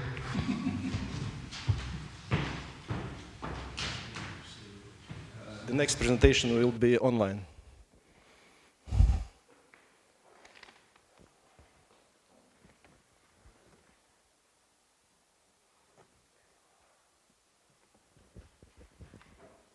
Are you ready?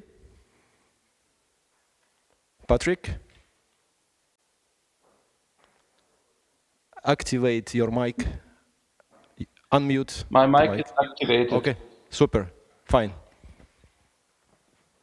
Now, yeah. But I cannot click. Yes, now it works. Now it works. Please proceed. Okay, perfect. Hello and warm welcome from Dresden, the capital city of Saxony. We have heard already something about it, and yeah, for my introduction, I'm working for HIGHVOLT. The next slide is not clicking. Okay, perfect. I'm area sales manager for HIGHVOLT, mainly in the Arab world, but also for Estonia and Letland and Latvia. And we are a company for high voltage and high current test systems. And we are also looking on the next slide. I hope it will work now. Yeah. We are looking for an exchange with manufacturers about the research and development processes and how we can support them to find the right test equipment, therefore, and how to maybe establish new test strategies. So our potential customers are the manufacturers or the grid operators, which are looking for reliable equipment which is working for decades without any problems. And for example, we have developed already equipment for the medium voltage cables for wind farm areas on offshore platforms. I will give you some introduction on the next 3 slides. We have equipment for the medium voltage transformers in wind turbines, so you can carry the equipment up to the top of a wind turbine. And we have traditional test techniques for medium voltage and high voltage cables, for example, after the installation of the cables. So okay. Next slide moves.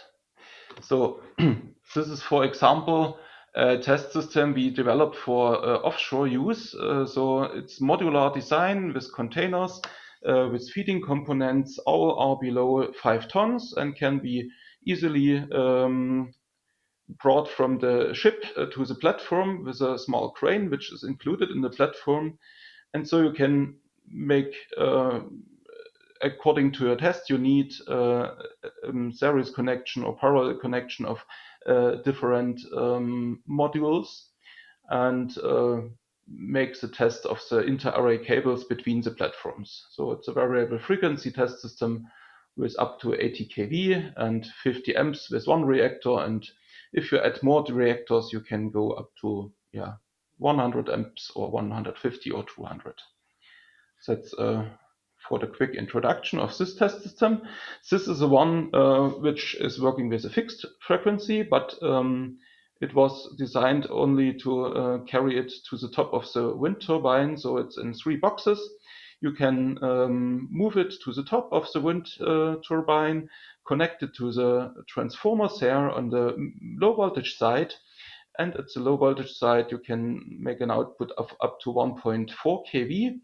Up to 17 amps, and so it's usually sufficient to induce a voltage to the transformer to test if it is okay or not, and to make maybe a partial discharge measurement to verify the condition of the transformer. And the last one is a very big system. It's for cable testing after installation. It can test several kilometers of cables.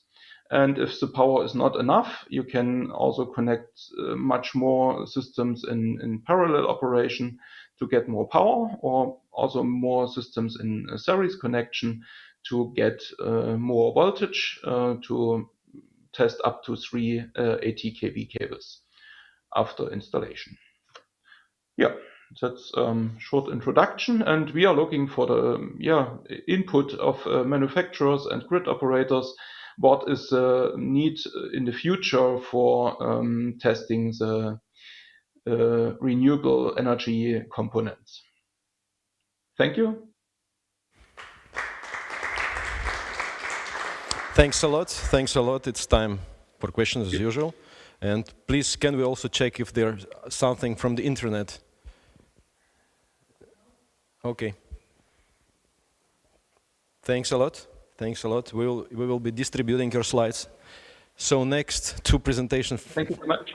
By our local Estonian professors.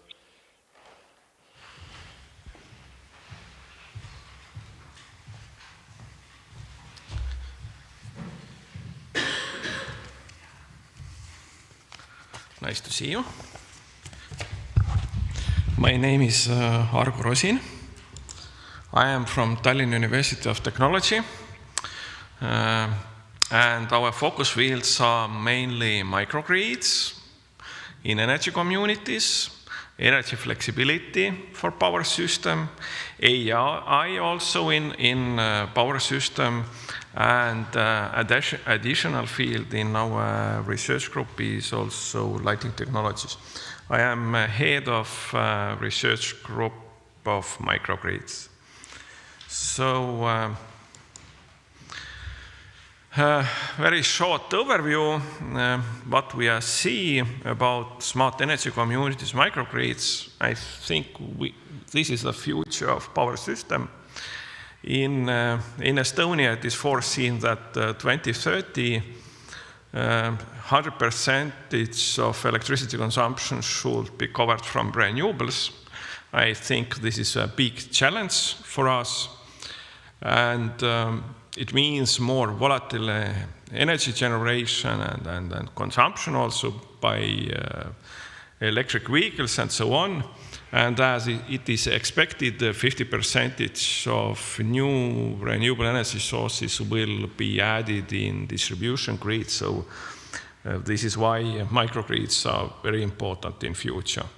And what we are looking for joint research in following domains.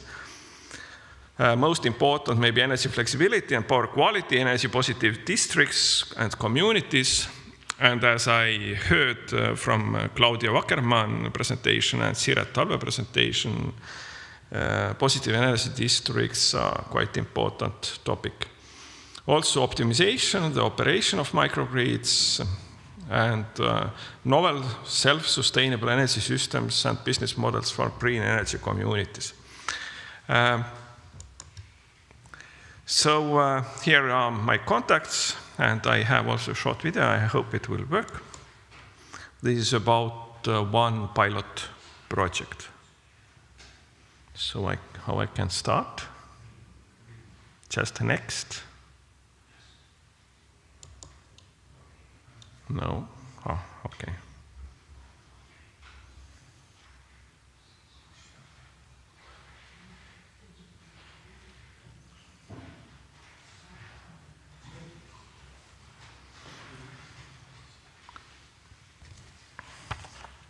I think this video will be later also accessible. Thank you.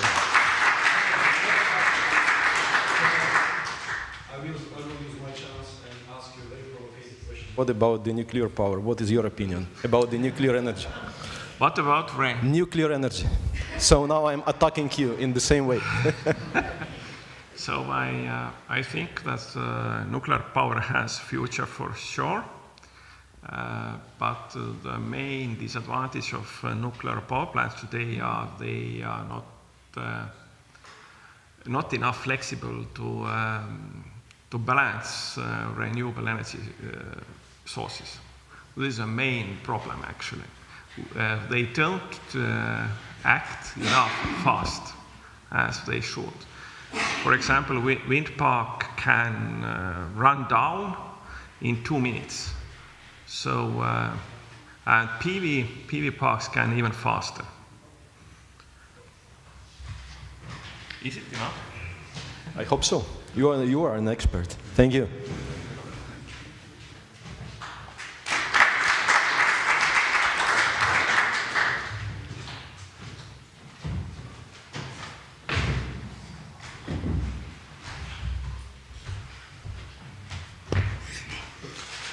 So, good afternoon, ladies and gentlemen. It's my very great pleasure to have the floor. And so I'm the endless professor of physical chemistry at Tartu University. And I am the director of the Institute of Chemistry and as the chair of the physical chemistry. At Tartu University, we have around 70 persons who are working with this sustainable energetics. And we are working mainly in the field of physical chemistry, electrochemistry, material science, sustainable green hydrogen energy technologies, and we have completed the microgrid at the rooftop of the Gemkow, starting from the 60 kilowatt PVs.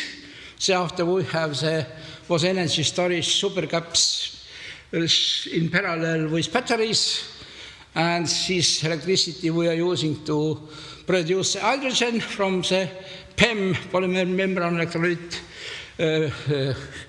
electrolyzer.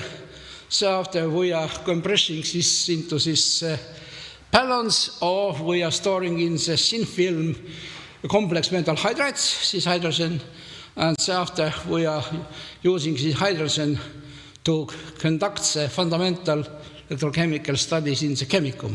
So we are producing around 2 kilograms hydrogen per day, and we are free now for the dictate from the Linde gas as well as the Helmemester gas, because they are a bit unhappy because we are not buying anymore a very expensive 6.0 hydrogen more.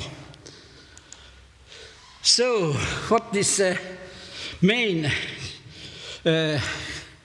We are using Estonian raw materials, Estonian well-decomposed peat, as well as organic wastes and old tires to synthesize the micromesoporous carbons or the ionic liquid phase supercapacitors.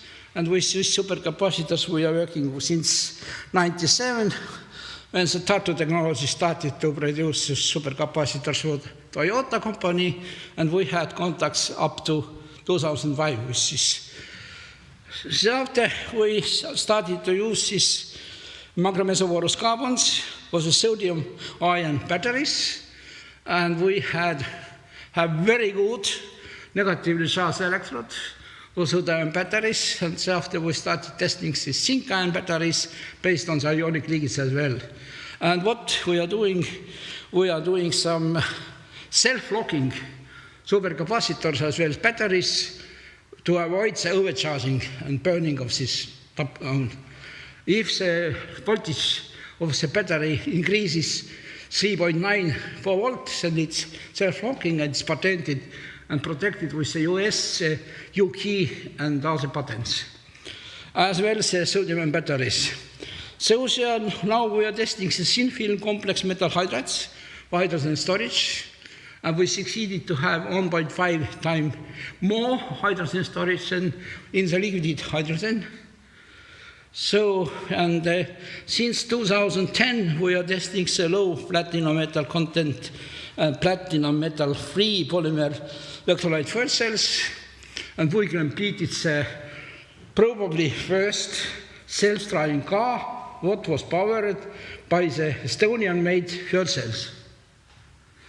So, and since 2001, we are working with so-called medium temperature solid oxide fuel cells and electrolysis cells, and just now we are working namely the totally metal nanoclusters V to avoid the deposition of contaminants from the wood gas, from the biogas, because the sulfur-containing silans and other compounds what we have in the wood gas or we have this biogas, they are very quickly blocking our electrodes.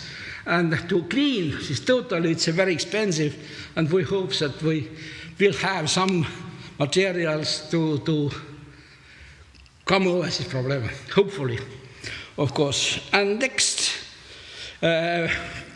together with German, Helmholtz-Zentrum Berlin, with some HESI-Lab in Hamburg, we are developing cutting-edge fundamental studies.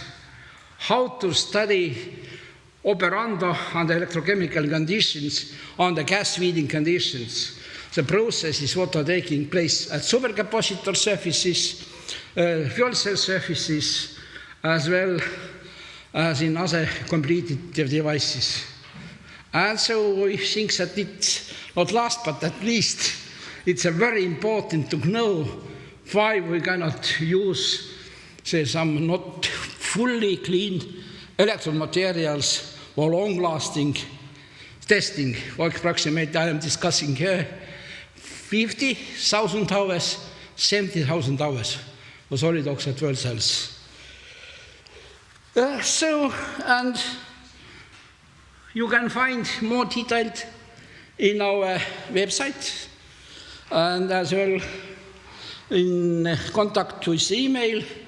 But just now, together with Tallinn University of Technology and Institute of Physics, we are trying to complete our Estonian Center of Excellence in sustainable materials and in development of devices for high efficient energetics. Thank you. Thank you.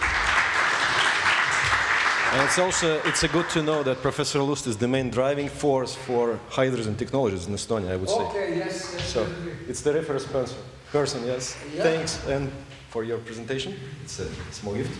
And we can keep talking during the reception. Okay, thank you. Thank you. I'm hardly interrupting, I guess, right? I'm sorry, Professor Lust. Yes, and we are moving toward the next two speeches, which will be online. Hopefully you can hear me. Yes. Okay, so good afternoon. My name is Christoph Leyens. I'm director of the Fraunhofer Institute for Materials and Beam Technology in Dresden, Germany, and together with my colleague Matthias Klingner from the Fraunhofer Institute for Transportation and Infrastructure System, we are doing substantial research and leading edge research, applied research on clean energy and related topics. So with using materials and laser technology, energy efficiency in buildings, energy and storage systems, we have a strong expertise in this type of research. And when talking about clean energy for buildings, the greenhouse potential caused by, first of all, the operational energy needs for buildings, secondly, the embodied carbon at raw material in construction, and thirdly, the energy supply with its specific energy mix from district service operators needs to be, from our perspective, focused equally. And this is one of the reasons why we are aiming to use new materials, new solutions for constructing buildings. And so our aim, and this is what I'm clicking forward now. Now it's working. Obviously, the aim we are following is to construct buildings with polymorphous construction elements, and you can see those on the figure on the right-hand side, so the building on the right-hand side.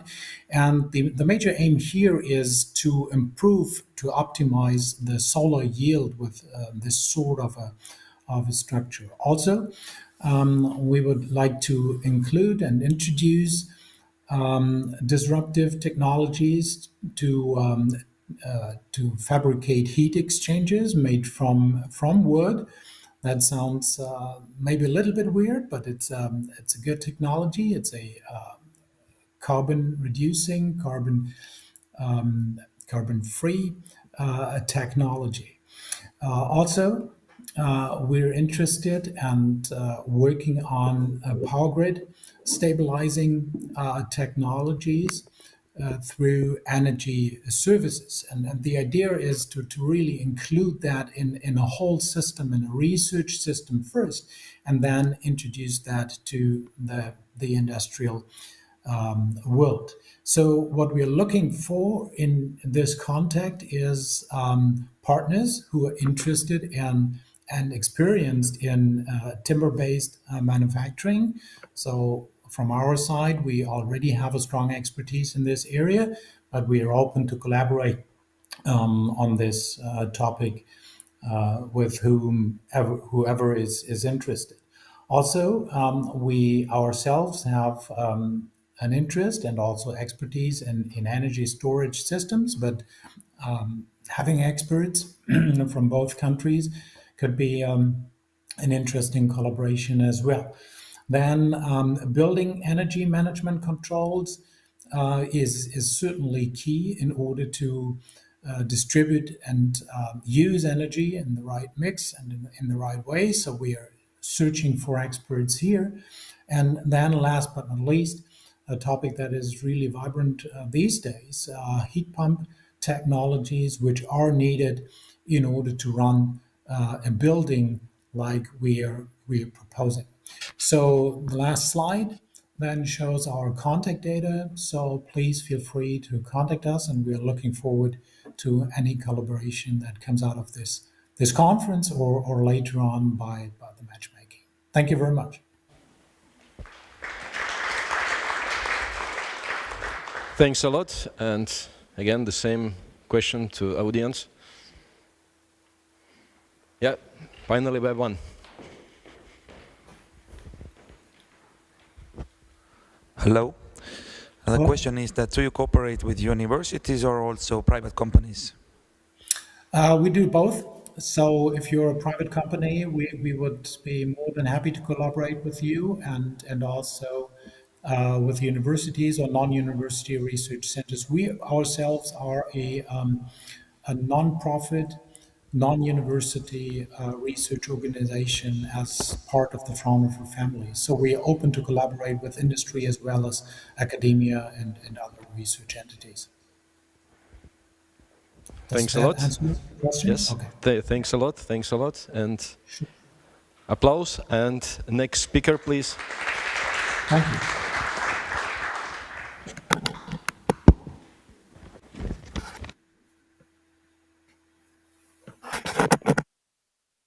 And I work for the Arvi Hamburg Metallwerk, and it's an honor for me to present Arvi Hamburg to you.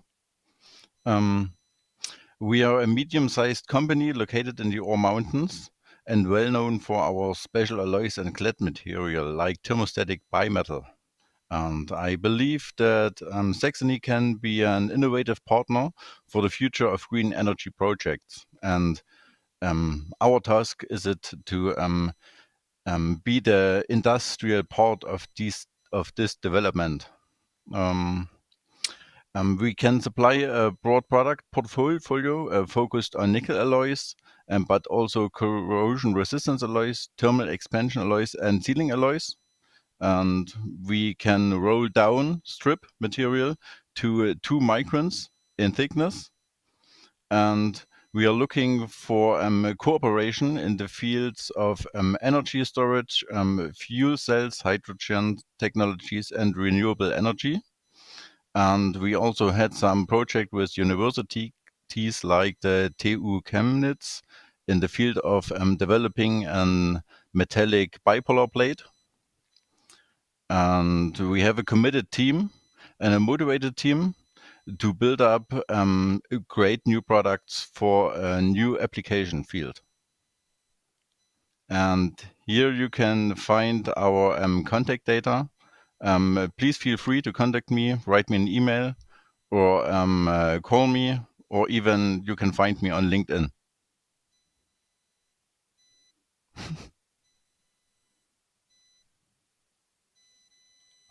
We applause to our speaker, yes. And short time for Q&A. If no questions from audience, we will switch to the next speaker, please. Thanks a lot. Okay. Yes, let's see what's here. Yes. Yeah, Martin Rasmussen from Elcogen in Estonia. I have taken up the position as CTO, and I'm here with 2 of my colleagues today. Sergei Polipko, who's our Director of Cell Technology, and Andrei Denisvenko, who is heading all our funded project. Elcogen is a leading supplier of core components to solid oxide electrolysis as well as fuel cell systems. We are not a system integrator, we simply provide cells and stacks to support system integrators and others in driving the transition through the world.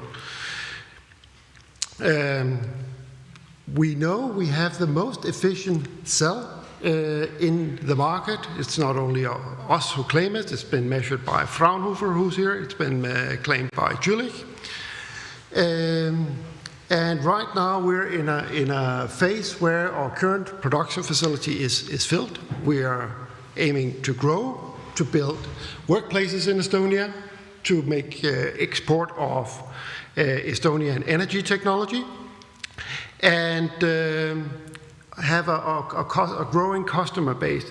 So we have a really strong foundation for growth, and to support that and invite others to be part of this, we are looking for people that will work with us in R&D, all aspects of electrochemistry, fundamental applied research, testing, characterization, analysis, and modeling. And then we really take an end-to-end, you could both say value chain or supply chain perspective. We're interested in working with suppliers, that could be raw material suppliers. I should have added end-of-life technology here, of course, so the recycling. But the former speaker from the metalwork, that would of course be of interest to us as well. But similar in Saxony, we have Nickel Hütte, who is running recycling of some of these non-ferritic materials. On the offtake side, it is of course the system integrators, it is the customers of the system integrators. What we're interested in is pushing this technology to be down-selected in future production of clean electricity and green hydrogen. So last thing, that is of course the funding options. We are very keen to engage with this. So again, both with universities, with private entities, with research institutes, and are open to discuss. I'm here, so are my colleagues, but you have also otherwise have contact details both here and in the formal slides. Thank you. Thanks a lot. Before I give you a gift, I will be just asking, what is the prognosed life of the fuel cell, basically? What is the prognosed lifetime, useful lifetime? What we prognose right now is 40,000 hours, so that would give you about 5 years. That is if we extrapolate 25,000 hours of operation in fuel cell mode, and the degradation rate, then degradation to an acceptable level of degradation would be 45,000. Yes, but he was answering me. Thanks a lot. Thanks a lot. Yes, thanks a lot. And we are moving to the next speaker. This presentation will be online.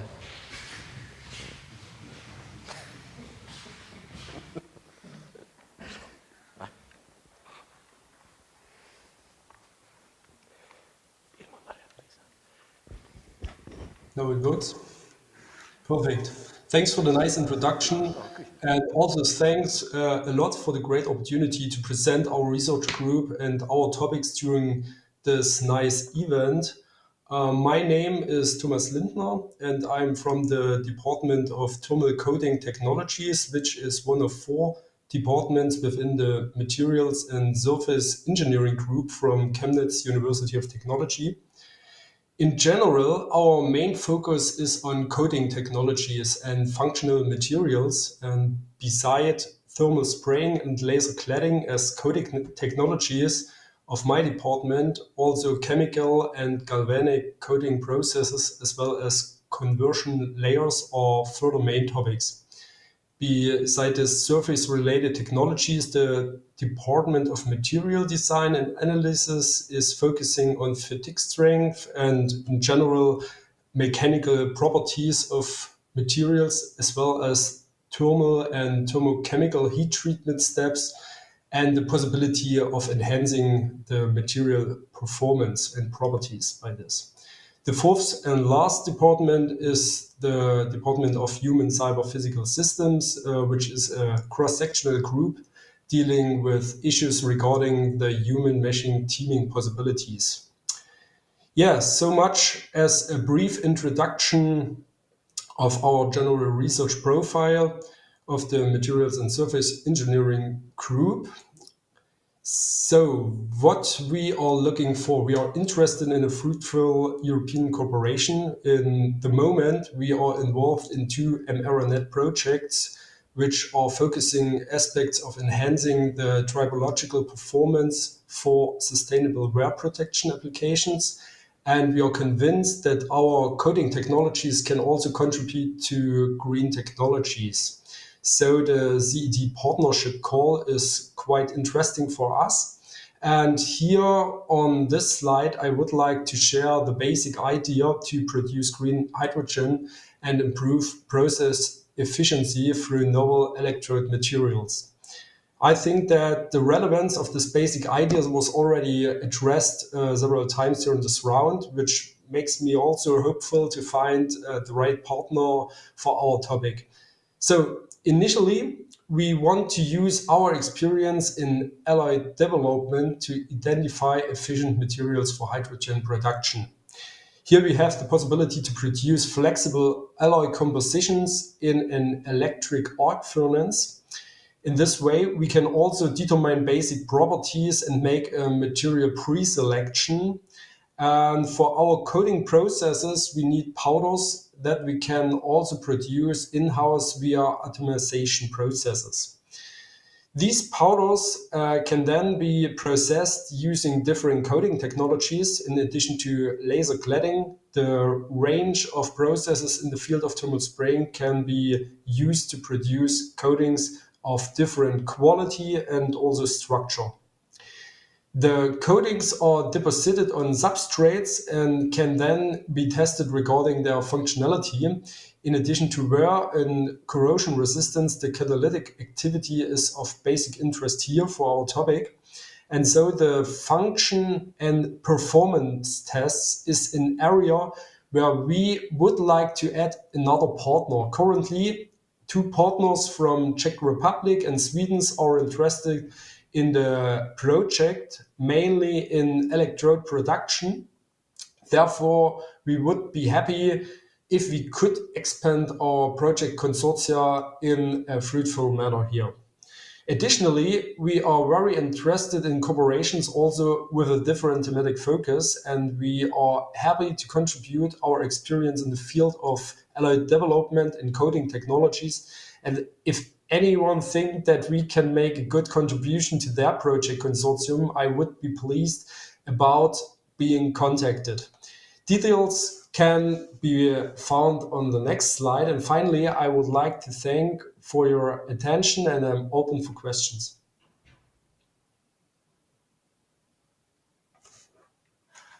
Yes, thanks for presentation. Now it's a call for questions.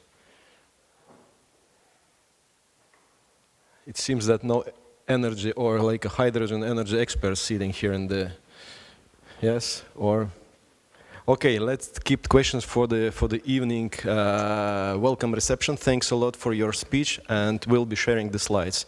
So next 2 presentations are on site. Yes, we are still continuing in the topic of hydrogen. Yes, thank you very much for the introduction.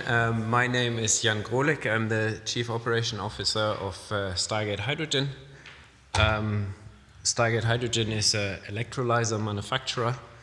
And to just explain briefly what we're doing, I couldn't ask for a better introduction by Professor Peuker. We work on electrolysis using materials which are not having a huge supply chain risk. So what we do, we synthesize ceramic catalyst materials, which we then convert from a powder state to electrodes, which links nicely to the presentation we heard before. We then implement them into stacks and then introduce them into electrolyzer systems. And we use materials other than iridium and hope that we by that have a huge scaling potential as well. What we're looking for, I did understand the question, not so much what we're looking for in terms of materials or innovations. We're looking for partners, we look for installation demonstration projects, we look also for scaling up partners. We did already reach out to the Saxonian, the organization which was presented before. We do also look for R&D partners. We have partnerships already established with the Fraunhofer IFAM, for example. We also look for suppliers, obviously, and we look for locations to expand as well. I don't want to go too much into details with that, but I will be also in the event at the embassy later, and you can reach us on our homepage via LinkedIn also, and or give me a call or an email. So thank you very much for your kind attention.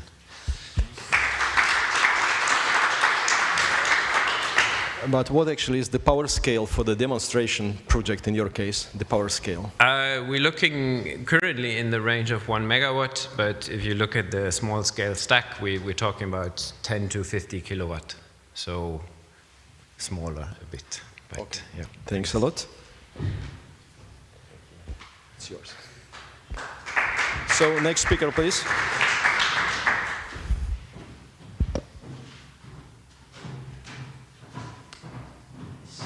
Yes, yes. How does it work?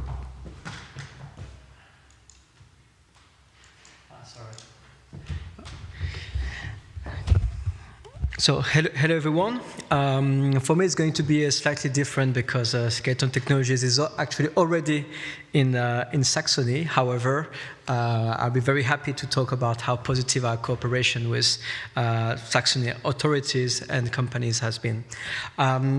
This slides I named the best of both worlds because, as we always explain, basically we are trying to combine Estonia and Saxony's expertise to develop and produce clean technologies made in Europe. I really insist on the made in Europe because actually that's one of the that's why one of the key differentiators of Skeleton is that, okay, we are in the high power energy sector, energy storage company. This is one thing. However, what is extremely important is that we actually do everything in Europe and we have a fully European value chain. So since 2017, the company has invested in Saxony and we have built our factory in Grossersdorf next to Dresden. We are currently building another factory in Markranstadt next to Leipzig. However, we are also very well integrated in the region, not only in Saxony but also in Saxony-Anhalt. Because we are also producing our raw material, which we call curved graphene, in Bitterfeld-Wolfen, which is in Saxony-Anhalt, but 40 kilometers away from Leipzig.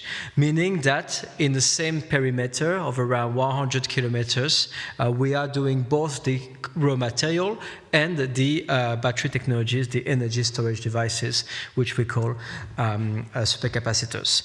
So our company has been already working with a lot of customers from 4 main verticals: industrial applications, automotive, transportation like trams, trains, buses, etc., and also renewables and grid.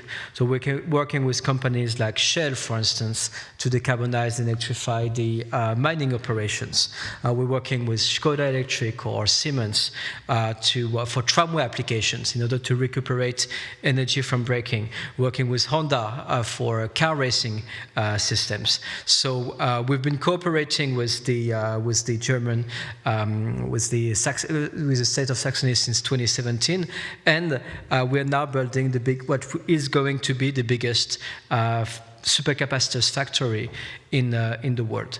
So we are investing. We're going to invest more than 220 million euros. For which we also received some support from the federal government of Germany and from Saxony, with the start of production planned from 2024. This factory is going to manufacture 12 million supercapacitors per year, which is 40 times more than what our current factory is producing. So this factory is being right now designed and built together with our partner, Siemens, meaning that thanks to their digital industries offer, we're going to have a fully automated and digitalized factories. So our company is still an Estonian company, of course. However, we're planning to keep investing in Saxony. We have developed over the years partnership not only with companies, but also with the universities and with academia there, with the Fraunhofers and with the Technical University of Dresden. So if you have any question for us, particularly about how to invest in Saxony, how to find the right access to talents and to engineers, please feel free to ask us. We're always very happy to promote the relations between the two, between the state of Saxony and between Estonia. Thank you. Thanks a lot. Thanks a lot. It's a well-known over the world, the deep tech from Estonia. Really, I'm also proud of. I was starting cooperation with Skeleton in 2000, maybe 4, trying to help to test them in the lab, but I see how much it was expanded over the last 10 years. Yeah, I must admit that for deep tech companies, it takes quite a while to go from the innovation, from the research part, into prototype, and then first industrialization, and then scale up. We are currently in the scale up phase. That's why we're building this big factory, this bigger factory in Leipzig. But indeed, it takes quite a lot of time. But finally, Skeleton is now generating revenue. We have over 25 million euros of revenue last year. We're going to doubling this year. And we have we signed over 9 billion euros worth of contracts, including LOIs, etc. So it's happening, and we are quite happy to be working on this, really scaling up of our production. Okay, thanks. Have a good luck. Thank you. And it's also for a small gift for you. Thank you. So, next speaker, please.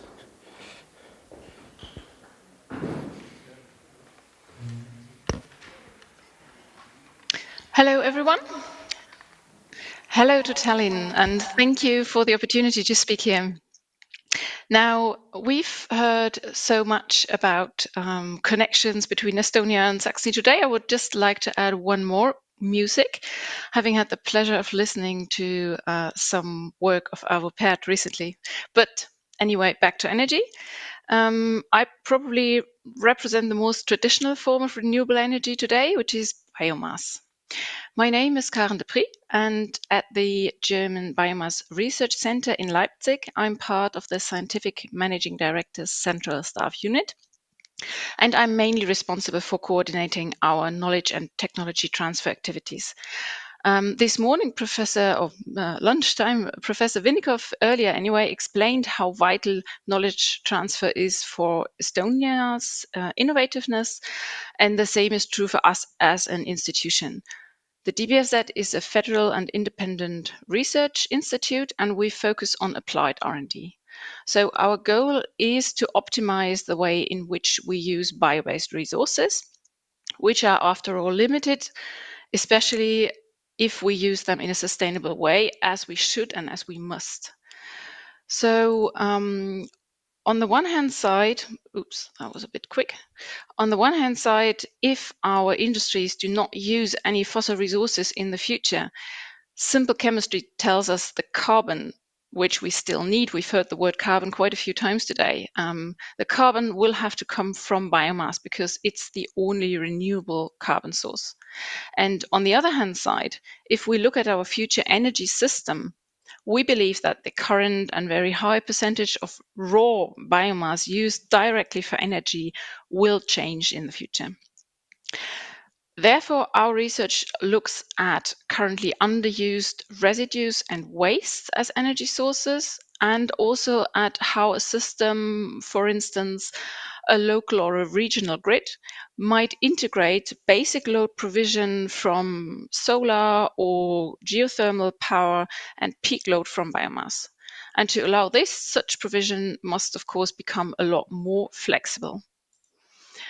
And I'm not going to read out everything I've put on my slides here, but what we do for partners, be they from industry, from research, or from administration, we check local potentials of bio-wastes, bio-residues, and develop concepts for their use. We've got a pretty granular database for this down to district level. And well, that's what we call the non-technical part, although databases are technical, but we have a lot of technical installations. For instance, a large research biogas plant on our premises, and we're also in the process of building a pilot plant to convert bio-wastes and hydrogen from electrolysis to transport fuels, with components such as hydrothermal treatment of substrate, methanation, so from biogas to biomethane, and nutrient recovery for agriculture. But research and innovation never worked in silos.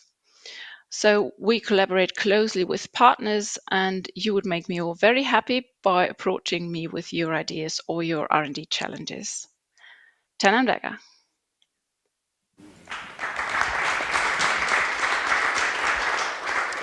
Thanks a lot. Q&A time.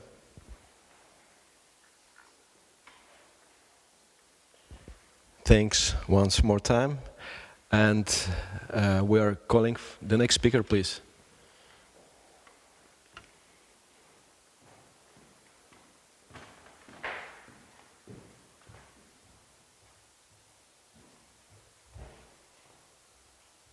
Hi, good evening.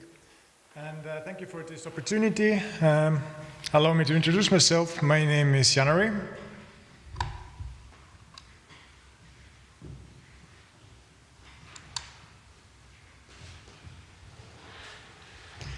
My name is Janari. I'm from Solarstone, and Solarstone is the solar roof company. And our mission is to make top performance building integrated solar affordable for businesses and homeowners.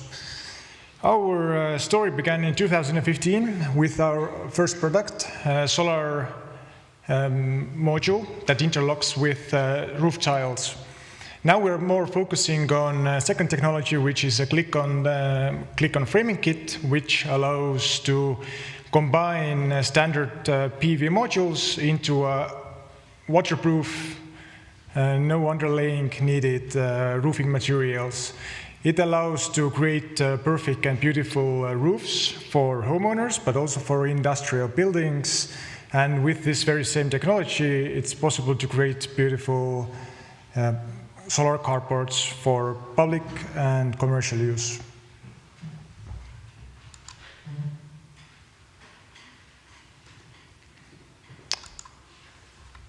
And for more information, please visit the website solarstone.com. Thank you. Yes, it was rather short, but still we'll be using more time to ask questions, I think, right? Yes. Please don't hesitate now. It's a nice opportunity to ask solar experts. So usually I know about you since I'm also in the PV topic, but I'm producing power electronics. Not producing, but developing. I'm not a company, but the university, research center. The lifetime expectation from your modules. I mean, what is the typical lifetime expectation? The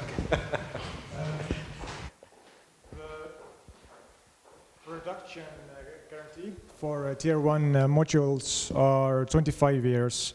And after that, the production rate is going to slowly start to drop.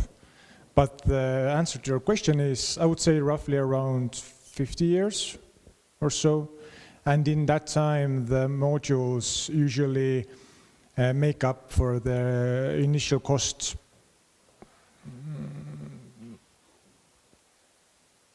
Slightly less than 10 times. Yes, but I'm wondering if it's like a comparable with the lifetime of the how to say, roof material.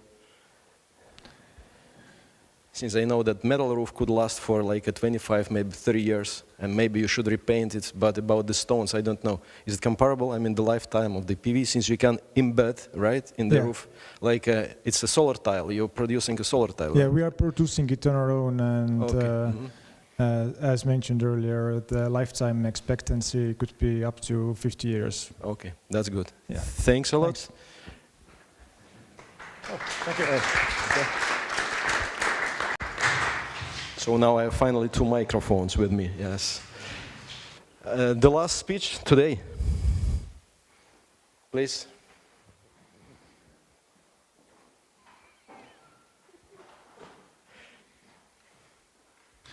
Hello, my name is Tarmo. I'm the CEO and founder of Fusebooks.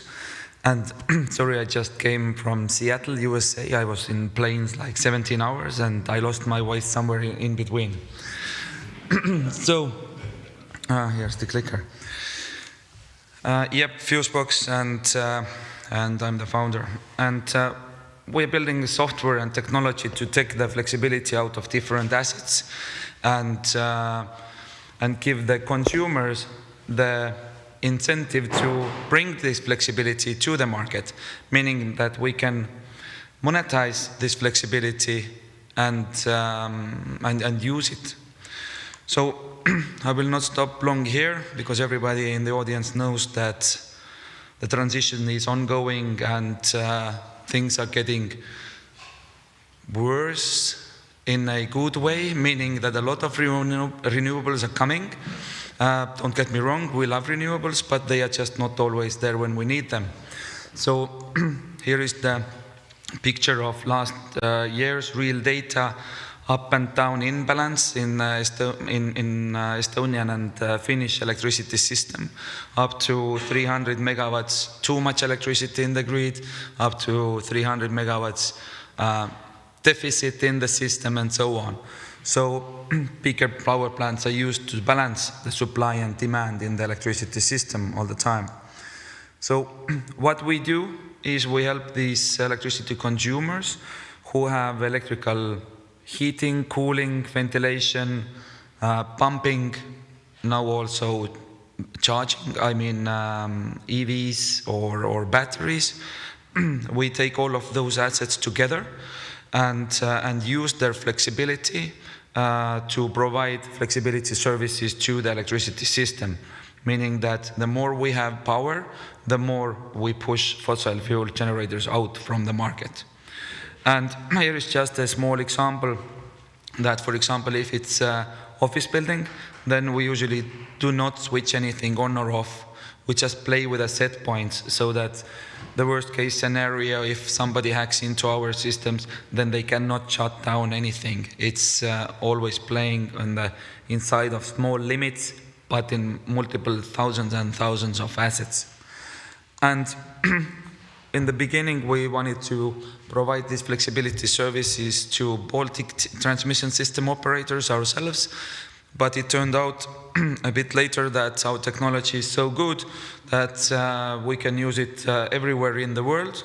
We are active at the moment in something like 9 countries in Europe, but we have ongoing projects in Brazil, and due diligence is going on from Australia and so on. And this is why I was in Seattle also. So, and our big focus now is going to Western Europe, including Germany. So what we're looking for cooperation partners who would like to use our technology as a software as a service to provide flexibility-related services in Germany or whatever other countries they are active by themselves, or where they are selling their technology, for example, heat pumps or aircon units or whatever, or pumps, for example, and add a flexibility layer to their features, so to say, that they can just sell better all around the world.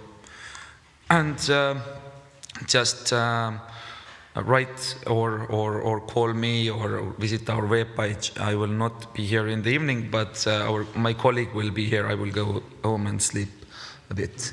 So thanks at the moment. Feel free to ask questions.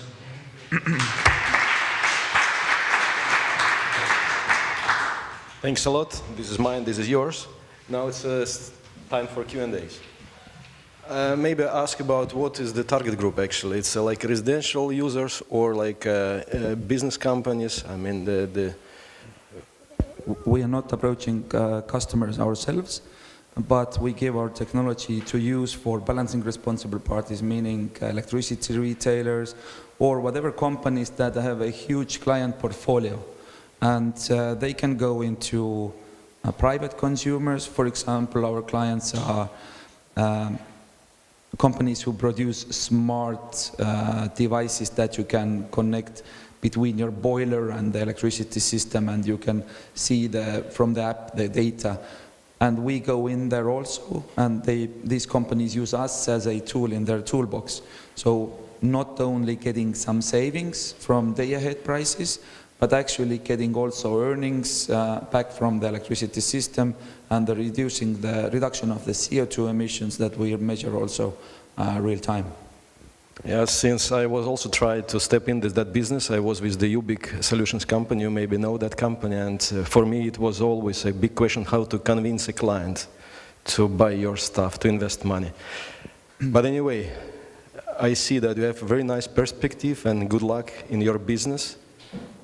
Yeah, so the wind is blowing from the right direction for us, and then the need is there. So there is a big problem, and a lot of companies are looking for solutions, and there are not very many companies who provide solutions. We are one option.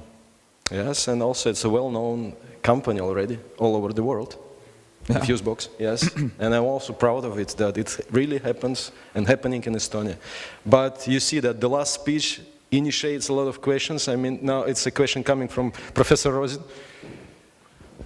No provocative questions. I just actually wanted to add that with Fusebox, Tallinn University of Technology has good cooperation also on the field of flexibility. Yeah, Argo Rosin knows much more about flexibility than our team knows. The cooperation with Taltech is very important to develop our features better, the inside systems that we have running in our systems. More questions from audience? Thanks a lot for your speech and thank you. So I would like to tell you now we have exactly 5 p.m. It's thanks a lot for all of you for nice cooperation and keeping in time. We're quite happy to wrap up, right?